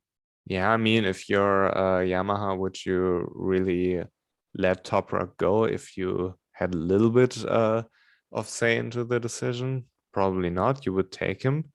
And as he said, the Yamaha has a lot of power. It's very fast on the straight, so maybe he can do something on the bike. Did he have the 2009 M1 or something? The 800cc one. Oh, for the love of God. No, basically, you know what they did? They gave him and Cal Crutchlow the 2023 M1, where all the Suzuki engineers developed a new engine. So that's why it's so fast. They've kidnapped Suzuki and made them build a new Yamaha. Yeah. I mean, they probably called and told them, yeah, I would like to buy all of your stuff. Including your people. Yeah, everything. Even the cleaning Yeah. personnel. Yamaha needs new cleaning personnel as well. Yeah, the garage isn't clean enough. We need the Yeah. cleaners as well. Yeah, Tell you what, if everything. Yamaha is smart, they will do that though. I mean, it's not the side we normally talk about, but the engineering side of things is vital for Yamaha. And if they have any sense at all, I would be seriously looking at some of that Suzuki crew because I think they would be perfect. Whoever developed this engine at Suzuki, first of all, deserves a raise, but they get fired instead. So yeah, I mean, what is better for Yamaha? You have an engineer or a team of engineers who already worked on the inline four in MotoGP and made it competitive. Literally, the only thing you're missing is a more powerful engine, which has a smooth power delivery and maintains the rideability, which is easier said than done, but Suzuki kind of did it. And I believe if you would have put Fabio on a Suzuki and without the whole Suzuki catastrophe, he would be even better than he is right now, because I believe the Suzuki Probably. is better and he suits Fabio very well. And yeah, regarding silly season, if I was him and Suzuki stayed there, I would switch to Suzuki. But yeah, if I was Yamaha, I would make a few calls and see if I can get some Suzuki engineers. And I'll tell you what, at the end of the season, Lynn Jarvis and Massimo Meregali are going to be arrested for breaking into Suzuki's factory in Japan because they've got to find out what they've done. If they don't recruit that entire engineering staff, then they deserve to go down the pan because you've got, like you said, you have a rival with the same engine layout as you, same type of bike as you, but they've made it better than what you've been able to. I mean, the signs are there. Go and get them. They've done it once. They can do it again. They know what they did to that engine. They know what they did to the right height. Just get them, and it's all good. Yeah. And if Yamaha had a satellite team, I would put Toprak there. But I believe that That's a the good shout. reason that Toprak didn't go to MotoGP for next year was that Yamaha don't have a factory team. Because they said that, or rather Lynn Jarvis said that it caught them by surprise that RNF left. And maybe in this short window, it's impossible to set up a proper team. And yeah, on the other hand, it would be possible to get like Valentino to make the Yamaha customer team. But if you are Valentino, would you drop Ducati for Yamaha? No. Not a bloody chance. I mean, if Yamaha was competitive and Ducati would like to reduce their bikes on the grid for whatever reasons, it would make sense. But I don't see any good reason for Valentino to drop Ducati. He won't. I wouldn't. No. I definitely would. This isn't 2015. You can't just drop a Ducati for a Yamaha. You can't do that. Bezzecchi and Marini are doing brilliantly on the Ducati. You're not just going to drop that because it's Yamaha. Well, I wouldn't. Yeah, but if I was heavy Porsche, I would ask Yamaha if I can come back because this shit at KTM isn't working out. We need Tech 3 back again in Yamaha. Yeah, but I believe he's too proud for this. He would never do it. He would never admit it. No, it's not in him. It isn't in him. And I mean, you don't know what the contracts are with KTM. Probably it's like a 5-year deal they signed. Probably. So I think, when did they? In 2019, right? I think it was 2019, if I'm not wrong. Yeah. Yeah, so you have 2019, 2020, 21, 22, 23. So after 23, you would be able, if we assume it's a 5-year deal. Let's, for the sake of it, assume it's a 4-year deal and they're free after the season. Would you call Yamaha and ask to go back if you're Tech 3? No, probably not. Because you believe in KTM or because you're too proud? Both, probably. Do you really believe in KTM? I don't believe in KTM, but I don't believe in Yamaha either. So you're kind of screwed unless BMW start coming into the mix. Yeah, this is the big one. But if you're Tech 3, you got basically screwed over by Yamaha because they were begging for factory bikes and Yamaha never gave them one. So they made the obvious move, and Yamaha over time realized that it's maybe not the way to go anymore. But yeah, BMW is really interesting because if I was BMW, I would probably set up a plan to enter MotoGP earliest at in 2024, but maybe 2025, because you need, when you remember what Aprilia did, it's like they have a better superbike and brought it to MotoGP and developed over the years, but now they're really competitive. It took them 8 years to be competitive. And Suzuki, they developed a bike for, I believe, 2 or 3, maybe even more behind closed doors, but it was made official, I believe, 2 years before. KTM, probably the same thing, and it needs a lot of testing. You need to set up a whole infrastructure in Munich. It's difficult to do it for next year if you don't want to go the Aprilia route. They won't do it next year. Next year's too soon. No, this is impossible. Yeah. Even 2024, I don't think they'll do, because that's too soon. Yeah. But think of the resources that BMW have, especially their M division. I mean, look at the bikes they create now. I mean, they've created an M version of the S1000RR, which is a beast, by the way. They've created the HP4, which is one of the most evil bikes I've ever seen. I love it. I mean, they could do a MotoGP bike. They absolutely could do a MotoGP bike. I am confident they could do a MotoGP bike.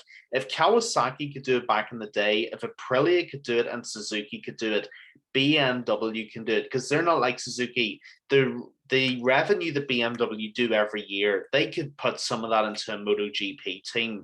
And with the power, if you create a subdivision of the M division, or what's BMW's motorbike division called?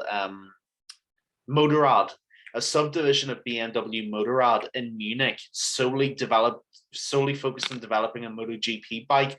I promise you they could do it. Fun fact, BMW Motorrad is actually in Berlin. Oh, is it? Yeah. Oh, I thought it was in Munich as well. No, the headquarters are in Munich, and the car department is in Munich, but the bike department is in Berlin. So yeah, but like, would you be confident in BMW to develop a bike if they had like the necessary resources? Yes, because they can do it. But on the other hand, is BMW willing to do this? Because it's pretty reasonable to assume that we are heading into a global recession, because the Fed isn't necessarily the best friend of the economy at the moment. And there is a belief that the only way to catch inflation is to push the economy into a recession. And we saw what happened in 2008. Maybe Suzuki is jumping the ship early to not sink. Maybe. Who knows? Maybe it's like something like this. The other big one is the Russia thing, which is has a heavy impact on the European economic and our economy as well. Yeah, and then you don't know what BMW's plan is with electric cars. They have the i8, they have the i3, they have the i4, and they have the, I believe it's iX, the big one, and I believe they have the iX3. So they're heavy into electronic vehicles. I don't know what the strategy is in the bike department, but there are a lot of reasons for BMW to not invest this amount of money into MotoGP, because if they aren't doing it in a Superbike, why would they do it in MotoGP? Because MotoGP is better. It is better global viewership. Yeah. It is a superior championship in every way to World Superbike. Yeah. If anything, putting the extra money into MotoGP, it's actually better putting it in there than World Superbike. I mean, look at Kawasaki. Yes, they've done a brilliant job with the ZX-10R, and Jonathan Rea dominated for so long. That's nothing I'm taking away from Kawasaki. But if it had been MotoGP, the effects that would have had for Kawasaki would have been tenfold. Because, I'm not saying World Superbike isn't a great championship, it is. But MotoGP is the ultimate. It is the pinnacle. If you can create a good MotoGP bike and win there, you are immortal as a manufacturer. And look at Ducati. Ducati have been in it since the beginning. And do you know how many riders' titles they've won? One. Are you telling me BMW with their resources couldn't match that? I think they could exceed it. I genuinely do. Yeah. I believe that if they want to, they can. But the problem is that with the whole economy situation, you don't know how the business will develop over the next 5 years. 5 years, let's say hypothetically, we head into a global recession. People will buy less cars. People for sure will buy less motorcycles, because it's like a fun thing to do in your free time, but it's not necessary. A car is kind of necessary. But if those sales drop, what's the first thing that they will cut? It's like the unnecessary marketing money. It's always the first thing that goes, and MotoGP basically is nothing more than big marketing. Like on a great extent, Superbike is too, or EWC, and BMW is also developing a LMP1 car. As far as I'm concerned, there was a post on Instagram at BMW Motorsport. Check it out. It looks good. BMW introduced a new M4 GT3 at the Nürburgring, and I would assume that they are racing with it in other GT series too. They now introduced the M4 GT4 for the Nürburgring. I don't know what's this business model, if it's profitable, if it's not. I don't know. I'm not too involved in there, but I would assume otherwise they wouldn't do it. And there are so many teams in endurance racing who run BMWs. So yeah, but long story short, with the whole economic situation, you don't know how the business developments with the whole renewable energy thing. You could argue that it's unnecessary for BMW to go into MotoGP in the first place because they're heading into the electric direction. And the next part is, if they would have wanted to, they could have already had to. This is true. And the thing is, even if they'd have wanted to go into MotoGP, they'd have at least shown. Keelan, I don't hear you. Sorry? Say it again. Can you hear me? Okay, yeah, no. Oh yeah, sorry. I sorry. nearly lost my head there for a second. No, but you are right in what you say in all seriousness. I mean, if BMW had wanted to enter MotoGP by now, we would have at least heard rumors of it or murmurings of it. And the fact that we haven't even heard that tells me they're not interested, which is mightily disappointing. But, we can't force BMW to change their direction. They're going to do what they're going to do. Now, as a compromise, I would like to see them try Moto E, maybe, because if they're moving in an electric direction, that might be something. But then again, Ducati, I think, are supplying the Moto E bikes from 2024 or something. I believe it's 23, but I don't know. I believe they're doing this year with the Energica and next year with Ducati. I don't know. Yeah. Could be wrong. Could be 2024. I don't know. Yeah, but the overall point is it's not going to happen, but I wish it did because it would have been amazing. Yeah, I mean, BMW, as far as I'm concerned, has no electric motorcycle, but I think right now is probably the worst time to get into MotoGP and dump millions of it in there when you have like literally the scare of a recession, especially in Europe, floating over your head. Like if you're in the management and you approve, let's say 50 million for MotoGP, and then sales break down, and then your business starts to get destroyed, but it's difficult to assume how your business will do in the whole electric vehicle world, because it could be hypothetically that other manufacturers will outperform BMW. So you want to be on the safe side there and put all of your resources there. And then on the next part, you can't afford it simply if your revenue breaks down to have such a high expense in MotoGP, which is basically marketing. Sad but true, Leo. Sad but true. And honestly, I wouldn't be surprised if over the next like 3 or 4 years, another manufacturer drops out of MotoGP. It could be possible. It happened in 2008. Let's not forget that from when was Kawasaki dropped out in 2009. No, in 2008, and in 2009 they had this weird Hayate thing with Marco Melandri, if I remember correctly. Mm-hmm. But basically we had Suzuki dropping out, Kawasaki dropping out, we were left with Honda, Yamaha, and Ducati, who stuck through. And I can see this happening again. You don't know what's going on behind closed doors, and if there's a management board who has to make a decision to cut marketing costs for their brand for like, let's say 50 million, I don't know, could be more, could be less, then they will do it because it's not necessary. Let's be honest. Yeah, it's true. It is. I can't argue it. It's true. I mean, let's hypothetically say we head into a recession. If I'm BMW, if I'm Kawasaki or whatever, if I'm Suzuki, I would sit it out and then refocus afterwards.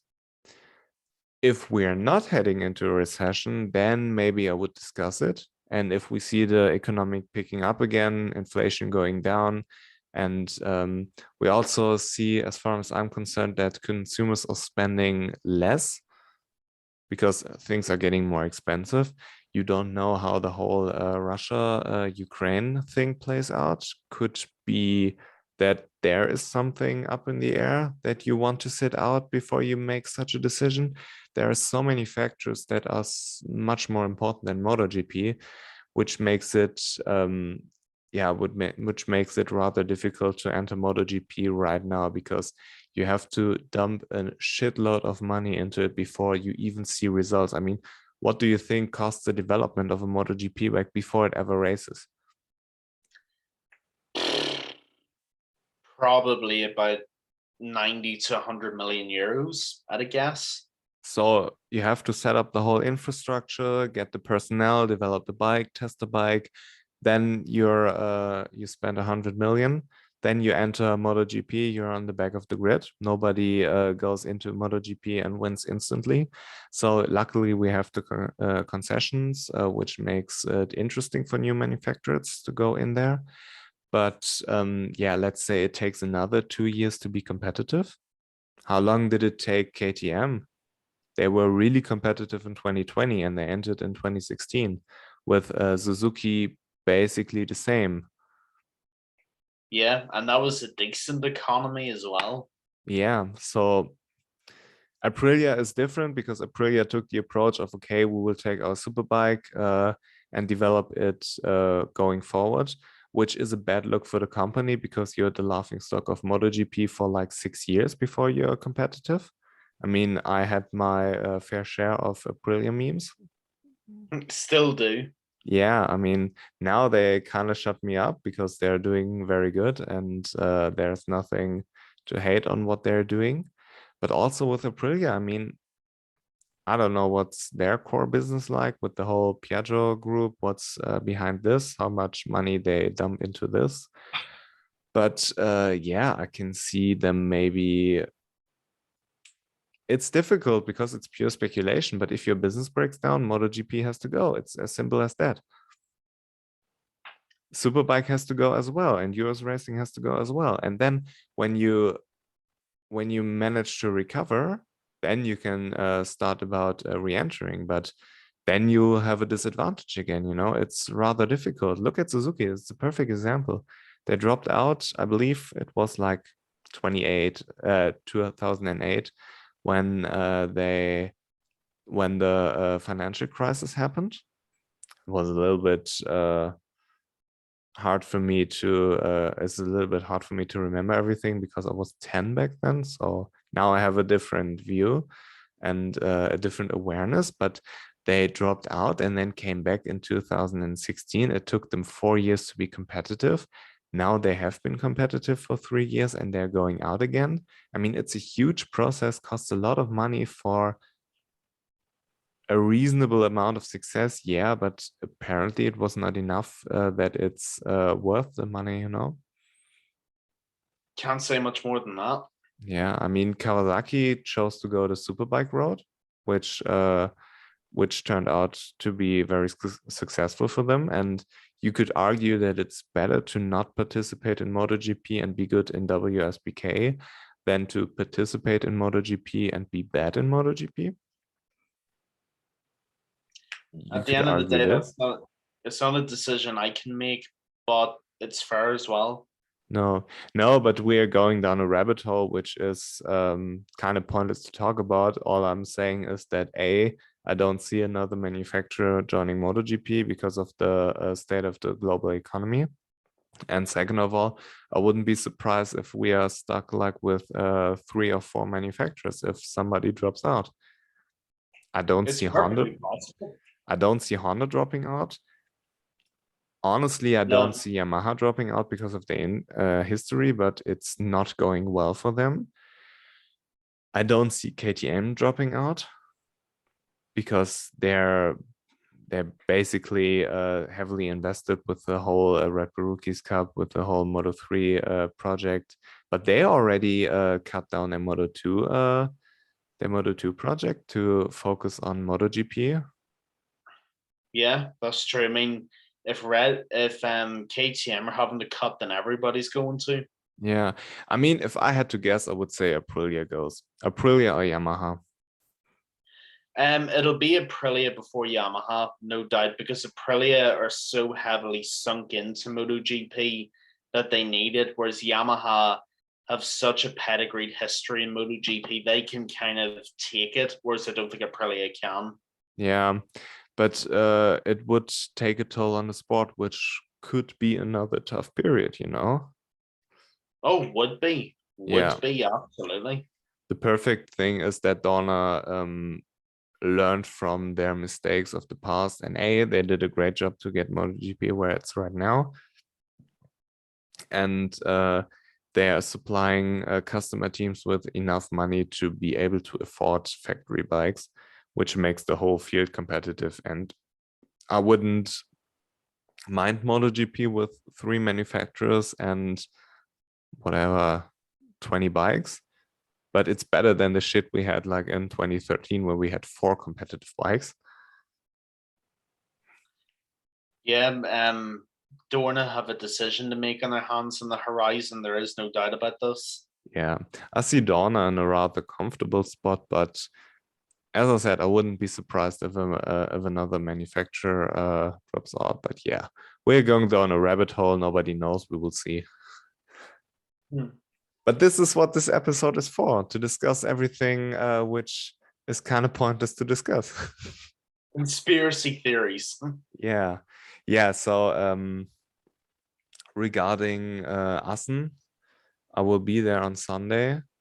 So let's see how we can manage to record the show.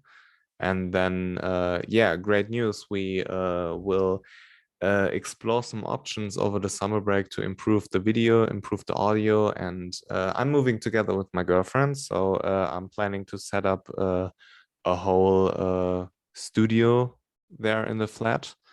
Nice. Where we have our office, like with a cool background, with good lighting, good camera, and good microphones. So we will discuss this. And Keelan, you're very involved in the MMA Island podcast.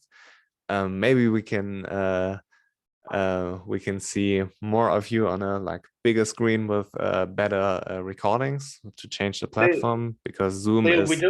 we don't need to punish our viewers anymore. They see enough of me as it is. You think they want Yeah. more of it? You already bought the ring light. You can see Keelan's face shining, where I have my stupid lamp right here, and it's getting dark outside, so I guess the video Hey, quality drops. that's a good lamp. I like that lamp.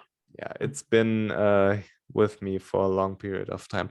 No, but long story short, we are talking about improving the audio. We'll talk about improving the video. We look to improve the whole setting because Keelan, you're very involved in the MMA Island podcast, so it would be beneficial for you as well there.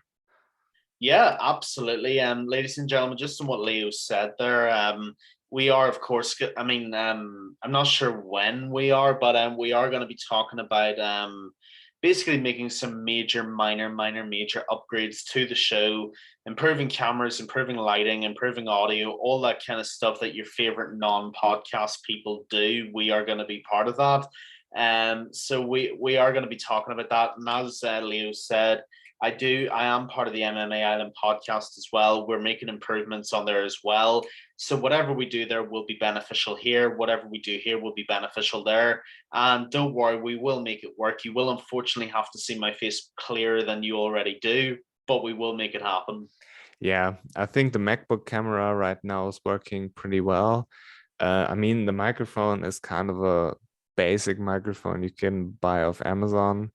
And yeah, Zoom is easy to record with because you just press record, but it kind of annoys me that we aren't on the full screen. Preferably, I would like to have me as a square on the right-hand side, you on the left-hand side, or vice versa. But to maximize the full screen would be good. A little bit like the Wayne in podcast with John McCarthy and Thompson, whatever. Josh Thompson. Yeah, Josh Thompson. I like what they're doing. And also the audio, yeah, because you have to imagine this microphone here has like how do you say it in English? It's like when you speak, you have an analog sound, and this makes it digital through the sound card, you know. And when you put like an external sound card, it's usually better, obviously. And yeah, we are exploring options there to improve. So hopefully after the summer break, we will have made major improvements there, unlike Honda. Unlike Brattle. Yeah. Oh, yeah. And ladies and gentlemen, as well, if you somehow made it to the end of this episode, first of all, thank you. It's a remarkable amount of commitment on your part. So give yourselves a pat on the back. And also, if you have made it this far into the video, leave some comments down below on the kind of stuff you'd like to see us do as well. In terms of production value, what would you like to see in the video? Would you like to see maybe a Q&A segment? You know, you send in some of your questions, we answer them, that kind of thing. Basically, all the stuff your favorite podcasts do, but worse, we are happy to oblige pretty much. I thought, for example, maybe we can go live on YouTube someday. Yeah. Maybe not this season, maybe not next season, but someday I would like to explore these options. But I guess it makes more sense when we have a little bit of a bigger audience where we can interact with people maybe during the show and have things like the Q&A. But there was one rather interesting comment. I have to be guilty that I don't look a whole lot into the YouTube account because you have to imagine I'm working full time. I have my car, which I'm preparing for the racetrack. I have my girlfriend. I have my meme. Yeah, I have my girlfriend. I have my meme page, and yeah, my time is a little bit limited. Maybe I need an intern. Who knows? The BadMotoGP intern. No, but in all seriousness, there was a very interesting comment where we received some critique, and it's good to hear these things because we don't necessarily realize that ourselves. So it's good from the outside to hear like constructive criticism, and therefore we briefly talked about improving the quality anyways, but those are things that make us discuss these things a little bit more intense, I guess. So if there's anything, whether it's like the quality or maybe even the content itself, if there's something, I would love to hear it. Be patient with me for answering, you know, but someday I will read the comments and I will take them by heart. I will answer the comments. Worry not, Leo. I shall hound the video looking for the comments and reply to all of them. No, we are getting better at it, and we both work full time and we both do our own thing. Until the day we can do this full time, that is the dream. And also having Pedro Acosta on the show, those are both the dream. But until that day, we will keep doing what we do. Yeah, I mean, Pedro isn't necessarily busy over the next 6 weeks, I would assume. That's true. It's true. So maybe there's a possibility. Maybe we can interview him and Pete Byra both in the wheelchair. Oh God! We are gonna get the ass suit off of us one day. Yeah, I'm going to have anyway. So You know Let's what? We have might as some well fun. enjoy the ride there. Yeah. Okay, so I guess we are in like 2 hours, I believe. So Yeah, pretty much. should be more than enough. Um, I have to get up early tomorrow. I will grab something to eat and then head to bed because it's 10 p.m. On the Wednesday afternoon. I guess I will upload it maybe overnight or tomorrow. I don't know yet. But yeah, thank you very much, Keelan, for your time. See you after Assen. Hopefully we can do it Sunday evening. I don't know when I will be back. And yeah. Yeah, maybe I will bring Remy from MotoGP back anytime soon because yeah, one thing I have to add. I like to talk to you, but I like to talk to him as well, and maybe in the future some other guests because everybody has different opinions and everybody brings a different element to the show, which is very interesting to me because I believe it benefits the podcast, it benefits me, and to a further extent, it benefits you. So yeah, let's see what the future holds, but we will see each other. Maybe Assen, maybe after the summer break, but thank you very much for your time, Keelan. You're very welcome, Leo. And of Yeah. course, everybody for watching, thank you very much as well. We do appreciate it. And yeah, I shall see you on the other side of the Dutch Grand Prix. Yeah, I hate by the way, I hate that it's not the Dutch TT. Would be so much Yeah, cooler.